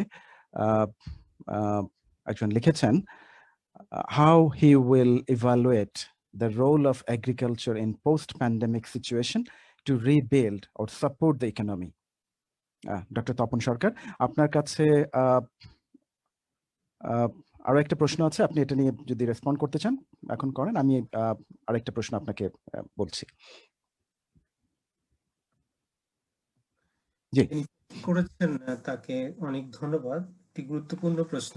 আমাদের এগ্রিকালচার সেক্টরটির সাথে ফুড সিকিউরিটি সরাসরি জড়িত, ফুডের সাথে আমাদের হেলথ জড়িত, এবং বাংলাদেশের মতো একটি দেশে এগ্রিকালচার সেক্টরের ভূমিকা অনেক বেশি। আমাদের যে লেবার ফোর্স রয়েছে তার একটি বড় অংশ, আমাদের জিডিপিতেও তার কন্ট্রিবিউশনটি অত্যন্ত বেশি। সেদিক দিয়ে এটি একটি খুবই গুরুত্বপূর্ণ, আমি বলবো যে এটি one of the important sectors, যেটা আমাদের বাংলাদেশের ক্ষেত্রে ফাইট ব্যাক করতে গেলে দরকার হবে। তো এই ক্ষেত্রে যদি আমি বলি যে তাহলে বাংলাদেশ সরকারিভাবে কি সহায়তা করা যেতে পারে, আমার মনে হয় এইভাবে আমি প্রশ্নটার উত্তর দিতে পারি। আমাদের অনেক ইনসেন্টিভ বা যেটাকে বাংলায় সম্ভবত প্রণোদনা বলা হচ্ছে, অনেক ধরনের প্রণোদনা কিন্তু দেওয়া হচ্ছে। সেটা আমরা বাংলাদেশ সরকার তার মনিটারি পলিসি হোক সেদিক দিয়েও দিচ্ছে, একই সাথে বিভিন্ন যে ভর্তুকি বা ক্যাশ ইনসেন্টিভ হোক কিংবা খাদ্য। তো সেক্ষেত্রে আমার মনে হচ্ছে যে এটি দীর্ঘমেয়াদী ভাবে করা দরকার। এটি একটি হঠাৎ করে বন্ধ করে দিলে হবে না, এটি খুব লম্বা সময়ের জন্য এই সুবিধাটা দিতে হবে। একই সাথে আমরা আরো দেখতে পারি যে অনেক দেশ তাদের শুধুমাত্র মনিটারি পলিসিকে ইউজ না করে, কারণ মনিটারি পলিসিতে আর ইউজ করার তেমন খুব বেশি নেই, বিশেষ করে ধনী দেশগুলোতে, বাংলাদেশে হয়তো কিছুটা আছে। একই সাথে অন্য যে ইনস্ট্রুমেন্ট গুলা সেগুলো ইউজ করা যেতে পারে, যেটা যেমন ফিসকাল ইনস্ট্রুমেন্ট, সেখানে অনেক ধরনের বাজেটারি বা ফিসকাল যে ইনস্ট্রুমেন্ট আছে সেটি কিন্তু ওখানে কিন্তু কাজে লাগানো যায় প্রণোদনার ক্ষেত্রে। তো এটি আমি এগ্রিকালচার সেক্টর এবং এগ্রিকালচারকে কেন্দ্র করে যে সমস্ত ইন্ডাস্ট্রি গুলো আছে সেই ক্ষেত্রে আমি সরকারকে বলতে পারি যে অবশ্যই সেখানে কিছু সহায়তা দেওয়া যায়। ধন্যবাদ। অনেক ধন্যবাদ ডক্টর সরকার। আপনার কাছে আরেকটি প্রশ্ন এসছে যে how will he evaluate the role of agriculture to fight back in the post, sorry এটা বোধহয় আবার করেছেন।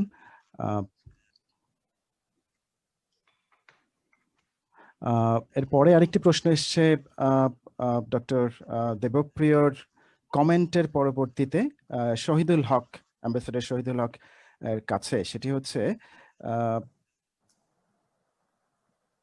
Doctor Debapriya global public goods এর কথা যেটা বলেছেন, supply of global public goods, সেই বিষয়টিকে শহীদুল হক সাহেব কিভাবে দেখবেন? অ্যাম্বাসেডর শহীদুল হক, আপনি যদি কমেন্ট করেন এ বিষয়ে। ধন্যবাদ। আমার মনে হয় যে ডক্টর দেবপ্রিয় ঠিকই বলেছেন, যদিও শব্দটা আমি এবার ব্যবহার করিনি। আসলে এই যে এসডিজিটাই একটা গ্লোবাল পাবলিক গুডস, এইটা সব দেশকে একটা ফ্রেমওয়ার্ক দিয়েছে। It's a big contribution from the UN side to the individual countries. আগে তো আমরা এক এক দেশ এক এক ভাবে চিন্তা ভাবনা করতাম, এখানে ওই চিন্তাগুলোকে একটা কাঠামোর মধ্যে এনে রাষ্ট্রকে বলা হয়েছে যে তুমি এখানে তোমার টার্গেট ফিক্সড করে এগিয়ে যাও, এবং এর উপরে ভিত্তি করে আমরা দেখব যে কোন রাষ্ট্র কিভাবে কি করছে। সুতরাং এইটা অত্যন্ত ইম্পর্টেন্ট। বিশেষ করে গ্লোবাল গুডস, পাবলিক গুডস এর আলোচনাটা এখন এসছে in the context of the vaccine. এখন ভ্যাকসিন নর্মালি আমরা জানি এখন আলোচনা এসছে, কিন্তু এটা সবসময় ছিল যে এটা ফার্মাসিউটিক্যাল ইন্ডাস্ট্রিরা অনেক বলে যে তারা অনেক টাকা ইনভেস্ট করে এটা রিসার্চটা করেছে, সেজন্য এটা থেকে তারা প্রফিট আর্ন করতে চায়। তো এখন সবাই বলছে যে ঠিক আছে, সেটা আমরা মেনে নিলাম মার্কেট মেকানিজমের কারণে, কিন্তু যে জিনিসটা সিভিলাইজেশনের জন্য দরকার, মানুষের পৃথিবীর টিকে থাকার জন্য দরকার, সেটাকে গ্লোবাল গুডস ডিক্লেয়ার করে ওইভাবেই এটাকে ব্যবহার করতে হবে। সেক্রেটারি জেনারেল বারে বলছেন এই জন্য ওই যে কোভ্যাক্স অ্যালায়েন্স হয়েছে, কিন্তু ইন্টারেস্টিং হলো যে কোভ্যাক্সে চায়না, রাশিয়া এবং আমেরিকা তিনটেই নেই। তো যারা আবিষ্কার করছে তারা কিন্তু এই আমাদের এই গ্লোবাল পাবলিক গুডস এর কনসেপ্টে বিশ্বাস করে না, তারা প্রফিটে বিশ্বাস করে।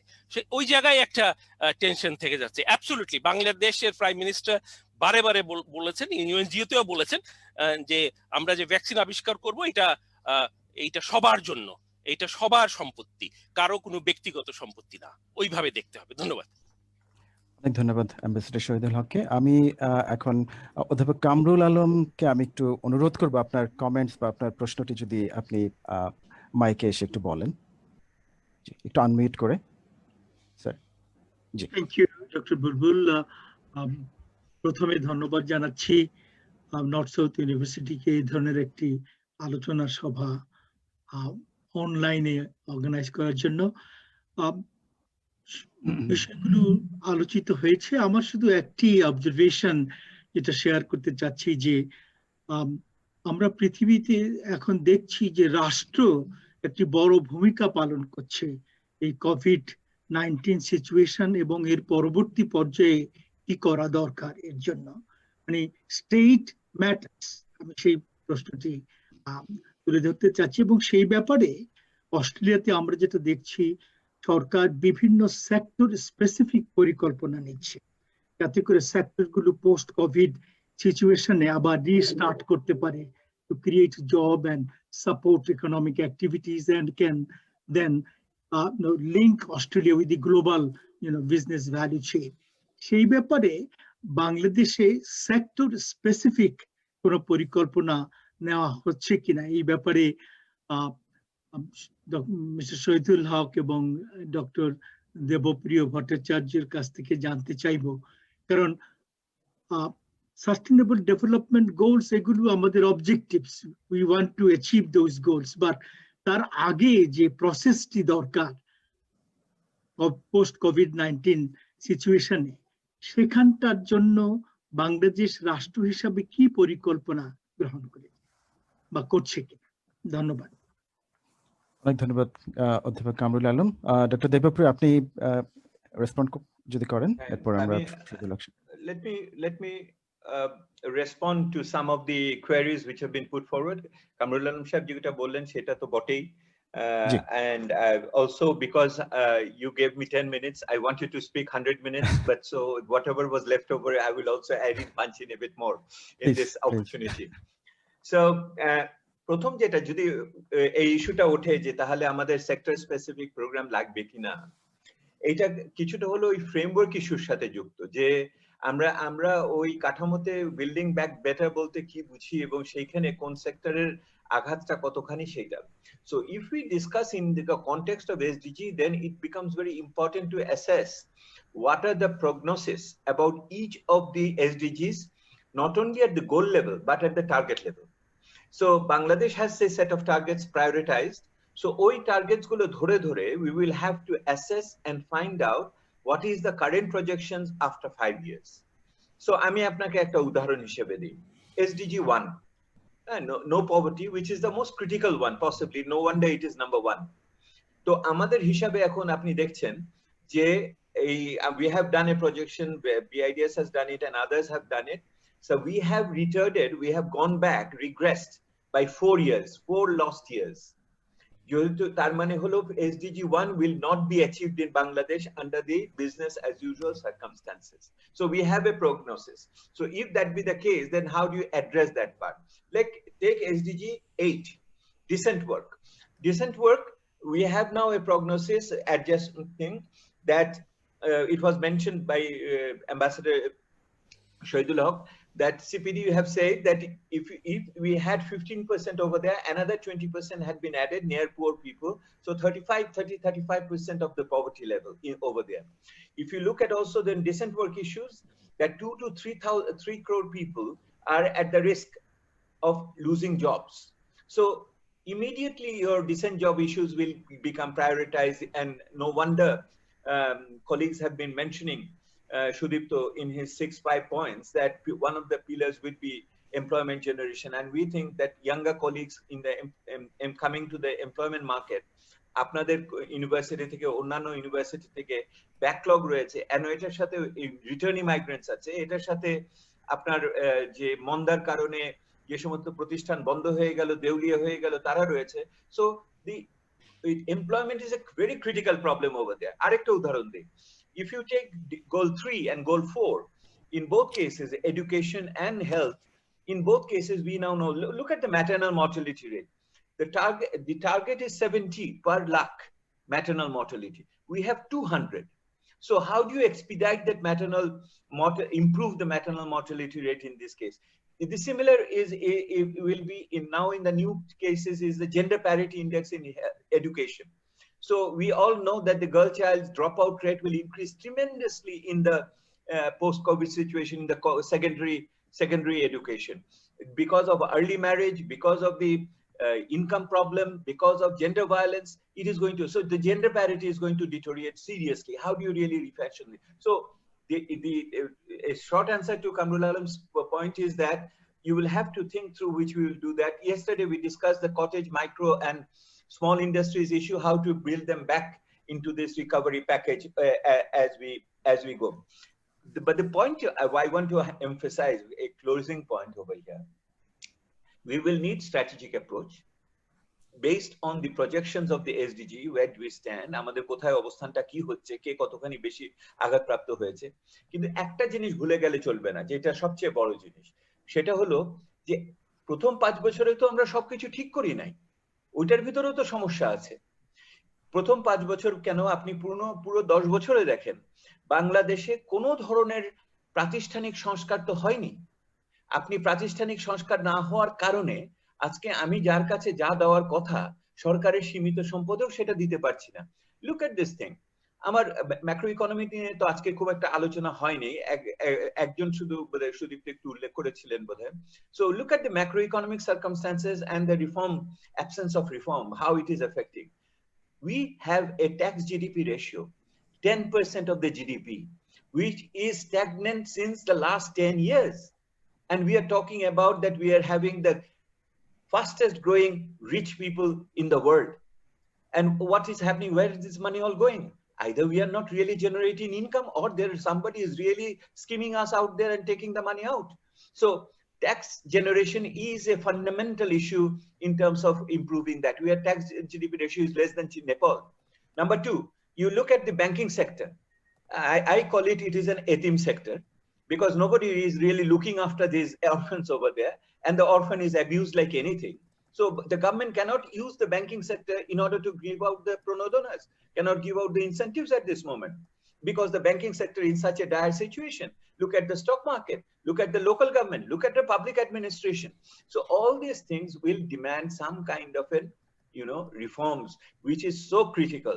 So whatever we call Build Back Better is that reform issue would be one of the major pillars in over there. This is the time to do it. Don't let a good crisis go waste. This is the opportunity to build back better, by confronting all the entrenched interest groups which are there not allowing the country to move forward with the reforms. I think reform is one of the major issues for building back better in the framework of the SDGs. Thank you. অনেক ধন্যবাদ doctor Debapriya. Ambassador Shahidul হক, আপনি কি একটু add করতে চান কিছু? ধন্যবাদ। আমি শুধু সেক্টর, কোন সেক্টর কিভাবে আসবে এইটা নিয়ে বোধহয় প্রশ্নটা ছিল।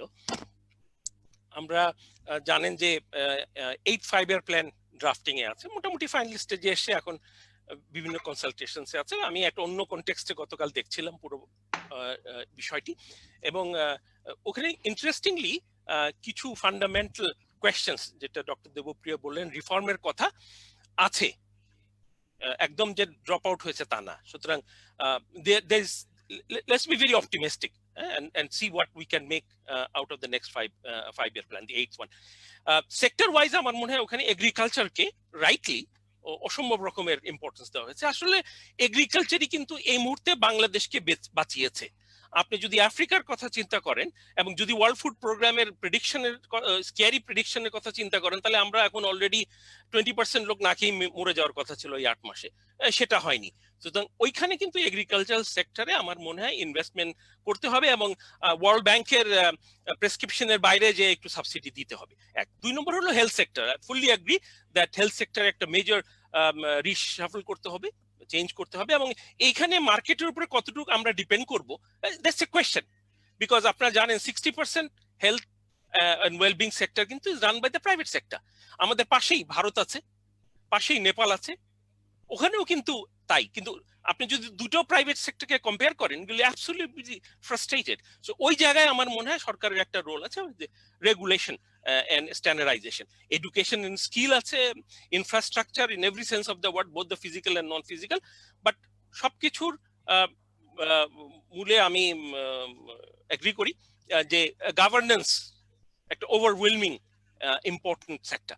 এখন গভর্নেন্সটা আপনি কিভাবে দেখবেন? যদি মিস্টার সুদীপ্ত এখনো থাকেন স্ক্রিনে, তাহলে আমার মনে হয় যে আপনি যদি একটু বলেন।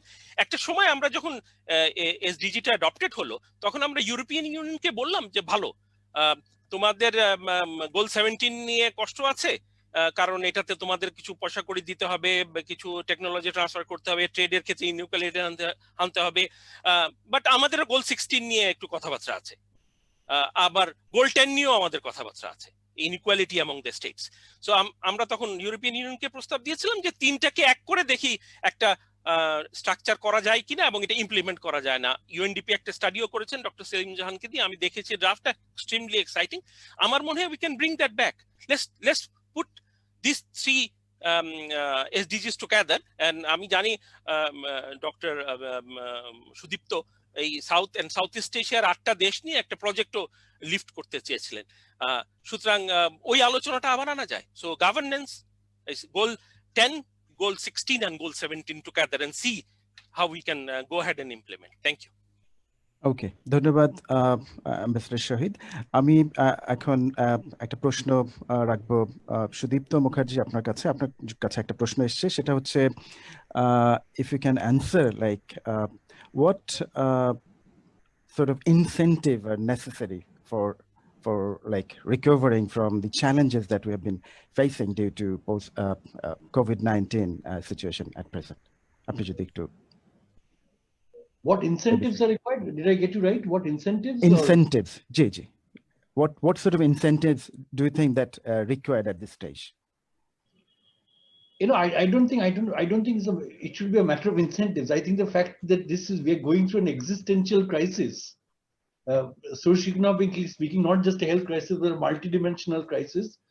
I think the fact that we owe it to ourselves and to future generations, we don't need incentives. That itself, the fact that we owe it to ourselves and to future generations that we live in a healthy planet, that itself should be the incentive.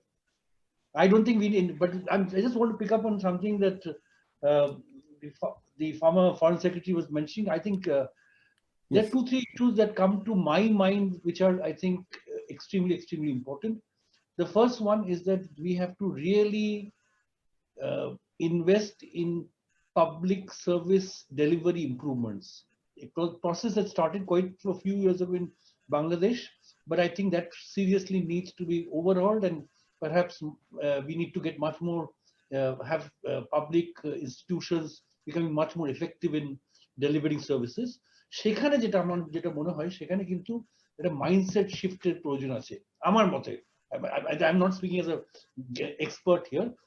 I think this is where public servants should see themselves as public servants. And until that mindset shift is there, that it is our responsibility to make sure that no one is left behind, everybody gets access to services equitably, in an inclusive way. Until that happens, so আমাদের ওইখানে একটা mental handicap রয়ে গেছে।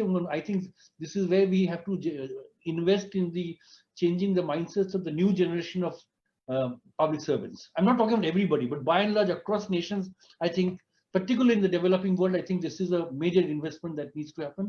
Second, I personally feel that, the whole area of rule of law and justice, I think this is a very, very important thing.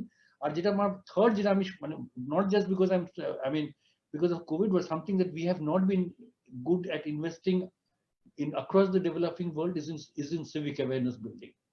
We don't invest enough in making citizens, feel responsible. As much as one of my favorite examples is Mohakali flyover থেকে নেবে সেখানে you can see an overbridge there which has got an escalator. So shortcut escalator লাগিয়ে দিয়েছি, yet people are crossing the road anywhere they want.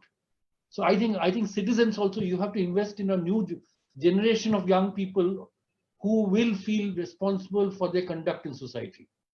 I think we are not doing enough, and I think in fact I see it as a failure even of international partners like the UN system itself, that we are much more comfortable working on the supply side of things, working with governments, but not with citizens directly themselves. So I think, and this is where I think we need to invest much more. Justice, I think this is a full area that I think is extremely important, because যত inequality বাড়ছে, rights are being abused, people don't get access to justice. These are all building up like a volcano waiting to spew all over sometime. Dr. Bulbul, I want to come in regarding what Sudipto has been saying. 10 seconds. Ji. You see, what Sudipto said about public service delivery improvement, I cannot agree more. That is a part of the reform agenda which I was been emphasizing so very much. And on civic awareness also, I think, and basically I do citizens movement, I do social movement, so obviously I cannot agree more on those issues. But if you go a bit down, then what exactly is the problem? I take that these two issues a bit further. If you see, then I would say it is a lack of social accountability in our society. That is what is happening. Because if you do not have a functioning democracy, if you do not have a competitive politics, you cannot expect the other institutions to develop automatically over there. So you need, for competitive economy, a competitive economy in the global sense, you need a competitive political situation, and also you need a bit social accountability. This is the issue of voice. I think this is what the SDG says. This is the issue of voice. This is the issue of representativeness. This is the issue of participation. I think that is the critical issue over here. So we can design the best of the technical proposal with all the good heads which have come together today morning, but we will not be able to deliver it if the citizens' participation, citizens' civic awareness issue, and there is a social accountability with a functioning political system and the economy, if it is not there. So I think if you tell me that what is the grand design which you are taking forward, I think that the grand design is that all these things cannot happen in a vacuum. The structure and the environment is given by the citizens' voice and participation. That is what we need to put together to build back better. Thank you. অনেক ধন্যবাদ। Sudipto, are we on the same page? Absolutely. Thank you. আমরা তিনটা প্রশ্ন নিতে পারি। জি অধ্যাপক কামরুল, আপনি একটু বলেন। জি, আমরা শেষের দিকে চলে এসেছি। প্রিয়কে একটা প্রশ্ন করতে চাচ্ছি। খুব সুন্দর বলেছেন আপনি, দি প্রবলেমস অফ আওয়ার দি প্রবলেমেটিক্সটা কি, বাট যেই বিষয়গুলো আমরা প্রত্যাশা করছি সেইগুলো হওয়ার জন্য যে সোশ্যাল ট্রান্সফরমেশন বাংলাদেশের হওয়া দরকার ছিল সেটা কি হয়েছে? উইদাউট দ্যাট, আপনি যে পলিটিক্যাল ডেমোক্রেসির কথা আমরা বলছি, আমরা কত 40-50 বছর ধরে বলছি, কিন্তু এইটিকে ধরে রাখার জন্য বা ফ্যাসিলিটেট করবার জন্য বাংলাদেশের আর্থসামাজিক ব্যবস্থায় যে ট্রান্সফরমেশনটা হওয়ার দরকার ছিল সেটা কি হয়েছে? ওটা যদি না হয় এই বক্তব্য তো আমরা আরো 50 বছর দিয়ে যাব। আমার তো মনে হয় এই প্রশ্নের উত্তর উনি আমার চেয়ে ভালো জানেন। আমি শুধু সাধারণভাবে বলি, Bangladesh has tremendously progressed in the last 50 years. I think we have justified our existence, our independence. All the aspirations of independence have been largely, in a large way, we have made progress in those areas. এই ব্যাপারে কোনো সন্দেহ নাই। If there is a problem, it is not problem with the people of Bangladesh. If there is a problem, it's with the elites of Bangladesh. The ruling elites of Bangladesh, who do not believe in the future of Bangladesh. They take their money out from this country to Canada, to Malaysia, to anybody else, whereas the working class of this country, the farmers, the RMG workers, the migrant workers, the professionals, they toil like anything to bring this back together. What we need to understand is that if these elites do not believe in the future of Bangladesh, then they're going to fail this nation. All the work if you see the current social transformation, starting from Latin America to Sudan and Algeria, to Mali, and up to coming back to the Thailand in the recent days, you will see the new social transformation. The new role where we see is the emerging middle class. Emerging middle class is the standard bearers of good governance, having better social services, and also in terms of getting the democratic rights and freedom of speech. This is the new ethos. It is not the traditional working class as we used to see. The new social transformation is led by the emerging middle class with the new expectations, and which are not being fulfilled by the unequal growth which we are seeing at this moment. And so the ruling class will have to understand that without this transformation, they do not have a sustainable political power. Today or tomorrow, that is what is happening in all over the world. I hope our leadership is wise enough, prudent enough, and they will see the light as they move forward. We have seen some signs during the COVID combat. I think it will be taken forward in the coming days. The ruling elite have to believe in the future of this country, while the working people do believe in this future of this country. Thank you. I want to come in very quickly on one small thing. One small thing I just wanted to mention. Mr. Mukherjee, আমি আমাকে শহীদুল ভাইয়ের সাথে তর্ক করে পারবো না। বুলবুল, আমি একটু আসি। হ্যাঁ, আচ্ছা, আপনি এবং মিস্টার মুখার্জি কমেন্ট করতে চেয়েছিলেন, একটু সংক্ষেপে যদি বলেন, আমাদের আমরা শেষের দিকে চলে এসেছি। জি জি, অ্যাম্বাসেডর শহীদ, আপনি বলেন। আচ্ছা, না, আমি আগে আমাদের ইউএনডিপির কলিগ যাক, তারপরে আমি আসি। আচ্ছা, আমি জাস্ট একটাই রিঅ্যাক্ট করতে চাইছি যে at one stage, I mean, আমি তো পাশের দেশে ইন্ডিয়াতে, we were actually at one stage feeling happy that we were having a growing middle class, and I certainly agree that much of the social transformation can happen and can be sort of driven by the growing middle class. কিন্তু আমি এখনো এটাও দেখছি যে this growing middle class are not very politically responsible. They are becoming cynical. They don't necessarily exercise their adult franchise. And that is again something that we need to make them much more politically responsible. No, I agree, particularly in social media. Yes, of course. আচ্ছা, আমি অনেকটাই একমত, একটা জায়গায় একমত না। আমার মনে হয় যে এটা কিছুটা ব্লেম গেমের মতো হয়ে যাচ্ছে। হ্যাঁ, যে রুলিং এলিট এটা করছে, তার মানে আমি কিন্তু রুলিং এলিট না, আমি করছি না। আমার মনে হয় যে অ্যাক্রস দ্য বোর্ড আমাদের এখানে যারা এলিট, তারা সবাই ওই একই মনোভাব এবং একই চিন্তার ফসল। সুতরাং ওই জায়গায় আমার মনে হয় যে বিষয়টা সমস্যা, সেটা হলো বিশ্বাসের, ট্রাস্টের। কেউ কাউকে আমরা ট্রাস্ট করি না, পরিবারের মধ্যেও করি না, সমাজে করি না, এবং সব ক্ষেত্রে একটা ট্রাস্ট ডেফিসিট। এখন এই ট্রাস্ট ডেফিসিট কমানোর সবারই একটা রোল আছে।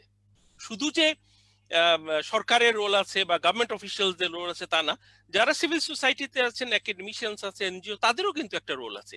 সবসময় যদি আপনি আমাকে গালি দিতে থাকেন তাহলে কিন্তু আমিও মন খুলে আপনার সাথে কথা বলবো না। I am being very frank on this. তো সেই জায়গায় কিন্তু আমাদের একটা দোষ আছে। আমার মনে হয় এটা বাঙালি জাতিরই একটা সমস্যা, যে we are always critical about everything around us.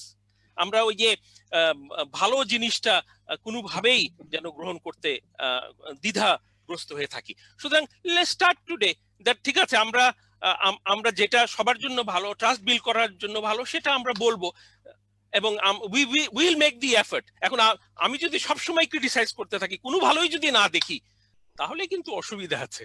Thank you. আচ্ছা, অনেক ধন্যবাদ। আমি শহীদুল ভাইকে এক লাইনে বলি, ট্রাস্টে শুরু হয় যখন প্রতিষ্ঠানের উপরে ট্রাস্ট চলে যায়। If the trust on the institutions are gone, then you cannot maintain trust on individual relationship. That is the problem in that way. Thank you. Sorry, I don't want to. I think lunchtime is coming near. We don't want to get. আমি কিন্তু আপনার সাথে partially একমত, আবার উল্টোটাও সত্যি। যখন আমরা জানি যে যখন ইন্ডিভিজুয়ালের সাথে ট্রাস্ট রিলেশনশিপ হয়, then the systems comes in function. You know that, we have seen that acting, unless someone goes bazaar. Thank you. North South University will do another session next time. Lunchtime is coming near. We need to listen to the Vice Chancellor. আমাদের ছোট্ট করে দুটো প্রশ্ন আছে professor Salauddin Aminuzzaman এবং doctor শরীফ মুকুলের কাছে। আমি প্রথমে অধ্যাপক আমিনুজ্জামানের কাছে যাচ্ছি, যে ইনস্টিটিউশনাল বিষয় নিয়ে অনেকগুলো প্রশ্ন এসছে, যে আপনি যদি সংক্ষেপে একটু বলেন, যখন আপনি স্বাস্থ্য খাতের কোঅর্ডিনেশন কিংবা সেই জায়গাগুলোতে বলছেন, তো এইটার ক্ষেত্রে আসলে কি ধরনের পদক্ষেপ নিলে আসলে আপনার মনে হয় যে এই কোঅর্ডিনেশনের অভাব কিংবা কোলাবোরেশনটা আরেকটু ভালো, কোঅর্ডিনেশনটা আরেকটু ভালো হতে পারে, বিশেষ করে কোভিড ডিল করার ক্ষেত্রে? স্যার, মাইকটা একটু আনমিউট করেন, আপনি যদি সংক্ষেপে একটু বলেন। এটা খুবই গুরুত্বপূর্ণ একটা প্রশ্ন, যে হেলথ সেক্টরের গভর্নেন্সটা, এই ভালনারেবিলিটি আমরা এখন বুঝতে পেরেছি।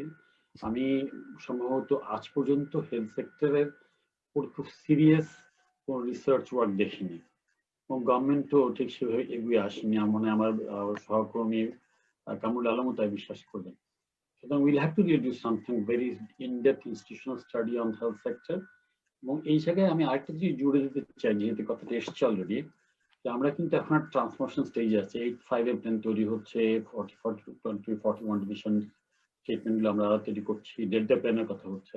Is a time for us to have to revisit specifically এই মুহূর্তে কোভিডকে মাথায় রেখে হেলথ সেক্টরের গভর্নেন্স চ্যালেঞ্জগুলো দেখা।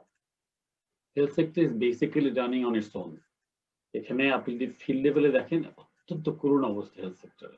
যে আমি মনে করি যে হেলথ সেক্টরের জন্য দরকার হলে একটা স্পেশাল কমিশন করা হোক, যে কমিশনটা review into the health sector challenges and come forward with a very very pragmatic doable.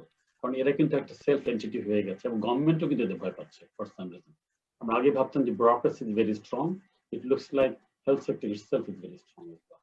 So we need a very substantive reforms, keeping COVID in mind, also future health services as such. অনেক ধন্যবাদ অধ্যাপক আমিনুজ্জামান।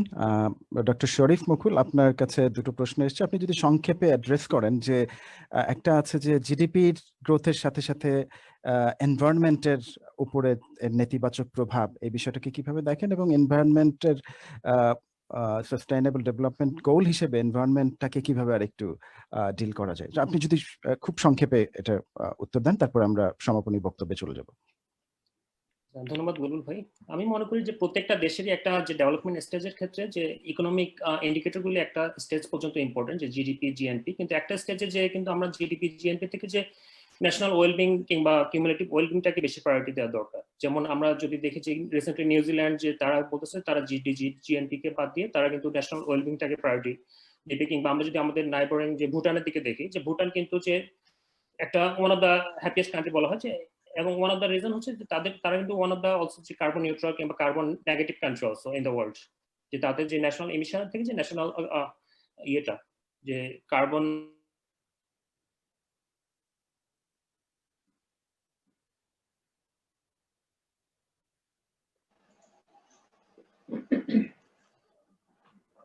বুলবুল, আমার মনে হয় উনি হয়ে গেছেন আপনার। জি, আপনার কাছে জি, আমরা হয়তো ডক্টর শরীফ মুকুলের কানেকশন নিয়ে আমরা সমস্যায় পড়ছি। আমরা আমাদের অনুষ্ঠানের আজকের আলোচনার শেষ পর্যায়ে চলে এসেছি।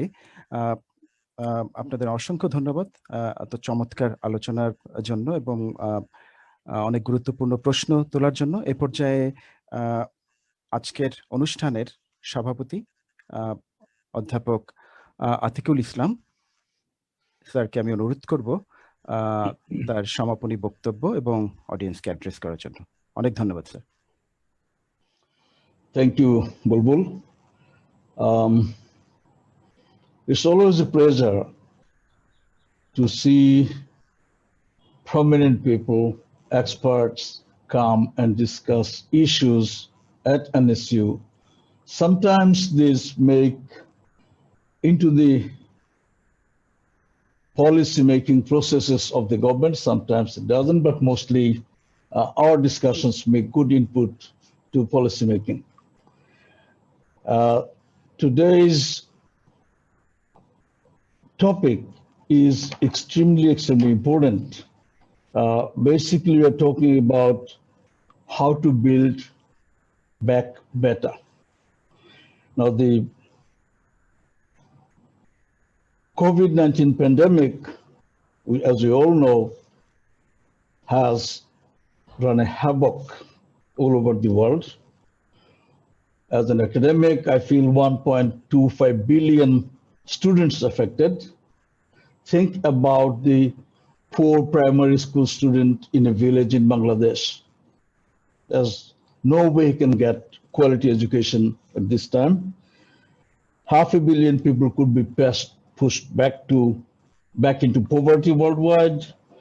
The informal economy, which is a huge proportion in any country, is, I don't know, probably operating at about 20% of capacity.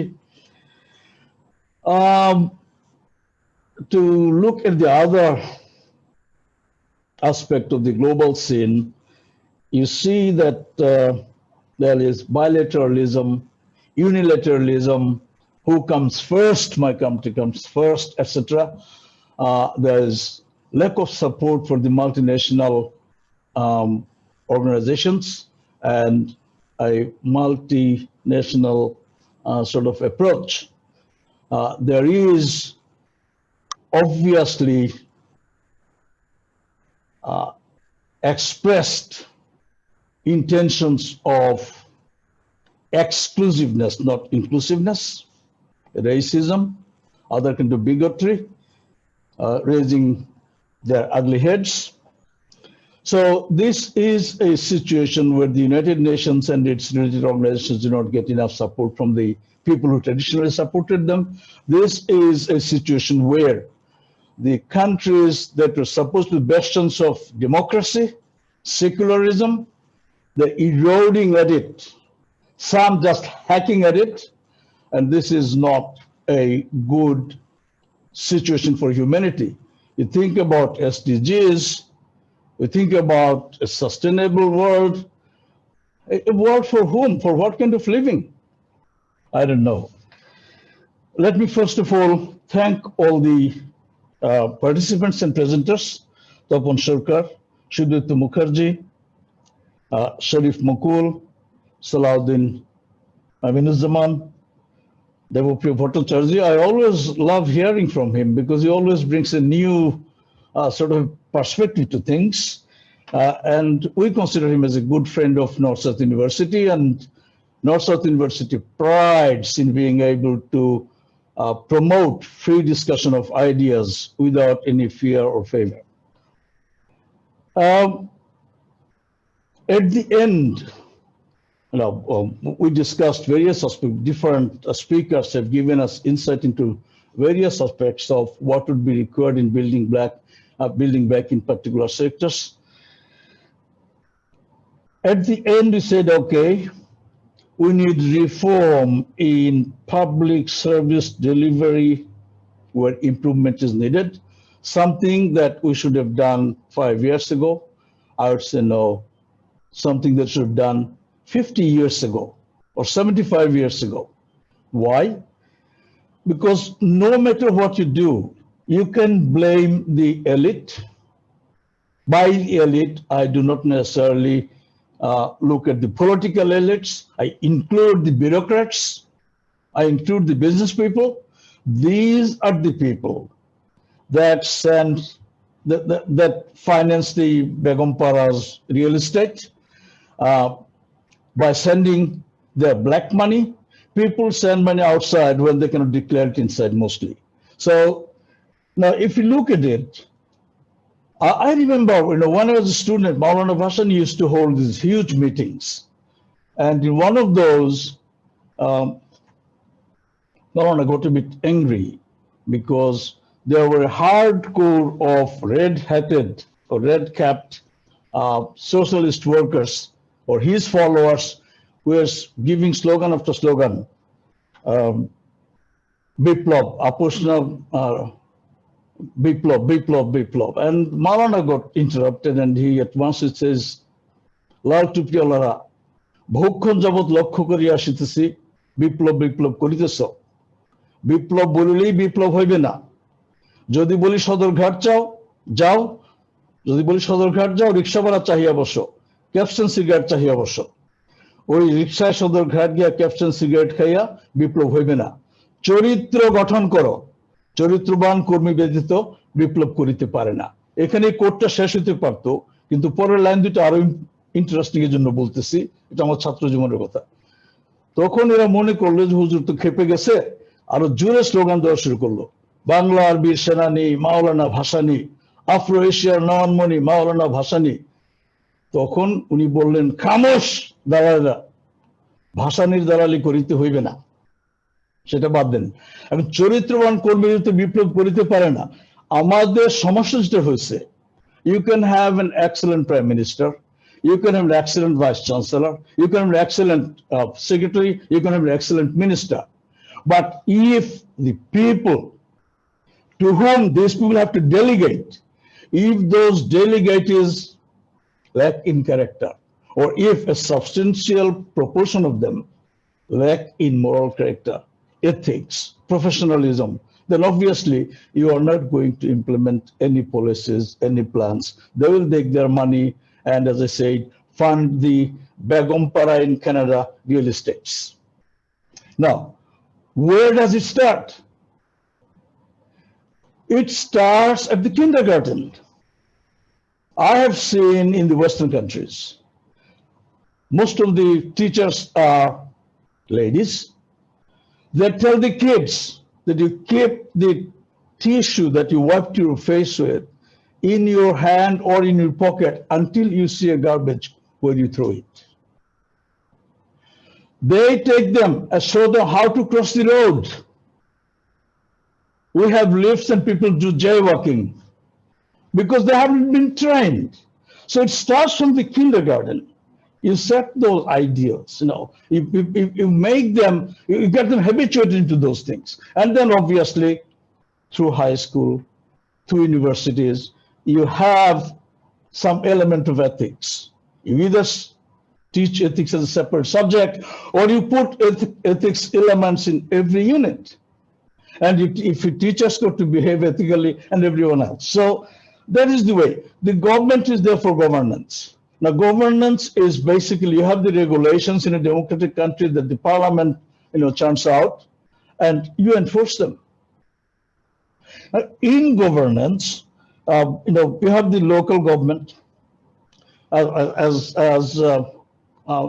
Lebopri Bhattacharya mentioned, there's the local government. It has to function.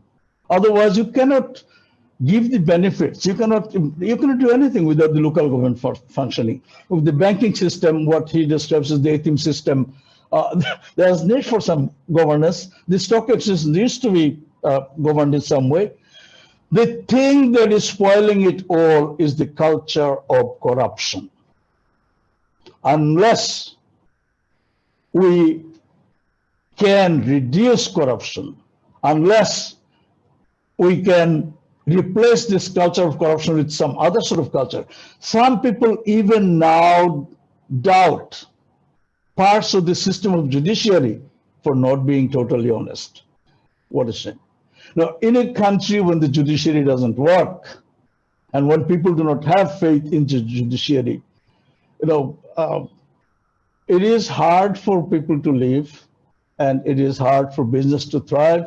It is hard for any good things to happen. So we are not there yet. It's not totally destroyed, but let us turn back and improve it. So basically, it's good to give sermons. I've always been an academic. I can go on from 45 minutes non-stop or 75 minutes non-stop. I won't do that. Basically, what I'm saying is that the fundamental thing is the character. And that character building must start from a very early age. We cannot leave it. When it's a poor country, when there is no security for your children, except for money, there's no social security, there is no unemployment benefit, and you're all the time worried. What am I leaving behind for my kids? And you will do anything to leave heaps of money so that ওরা বসে বসে খেতে পারে। ওই বসে বসে খেতে পারার চিন্তা যেন বাদ দিতে পারি, আর চরিত্রটাও যদি আরেকটু গঠন করতে পারি, যেটা মাওলানা ভাসানী চাইতেন, তাহলে probably we will get somewhere. So I'll basically say that to build back better, we can put all the technical things in place. We can look at what the individual sectors should do. The interaction of those sectors is extremely important. The interrelationship, we must set the best kind of interrelationships to get the synergy. All can be done. We've got experts, but the character is the missing element here, or the weak link in the chain. Unless we can improve that one, we probably will keep on languishing. We have made huge macroeconomic progress, and that is welcome and it is fantastic. But then now let us see, as from the MDGs, we go to the SDGs. We say, okay, now the pie is bigger. Now let's look at the justice and things like that, and refine a bit, build a bit of a character, give the nation some more respectability. Let us not be among the top corrupt countries in the world. Let's not be by the side of one or two African countries in Indonesia in those indexes. I learned a lot from this webinar, and one thing good about this COVID is that it showed us that we can have seminars with international experts without having them to travel. That's fantastic. Like the Irishman who answered, someone asked him when the rubber gloves came out, someone asked an Irishman why, what's the use of these rubber gloves, hand gloves? The person said, look, here's another Irishman, of course. He said, look, these are the things you can put on your hands and wash your hands without getting them wet. So COVID has shown us how we can have international high value seminars and webinars without people having to travel. That's probably one silver lining in the cloud. Thank you very much, Bulbul Siddiqui, for running it well. I thank SIPG, and I profusely thank and express my gratitude to everyone who has presented, who has answered these questions so nicely, and people who have joined in and basically encouraged us, boosted our efforts. Thank you so much. That's from me. অনেক ধন্যবাদ sir. With this speech, we'd like to conclude our session today, and many thanks for joining today. And I also would like to thank all of our panelists to manage time to attend and participate in this webinar. And thank you very much. Hopefully we'll meet in another time in another webinar.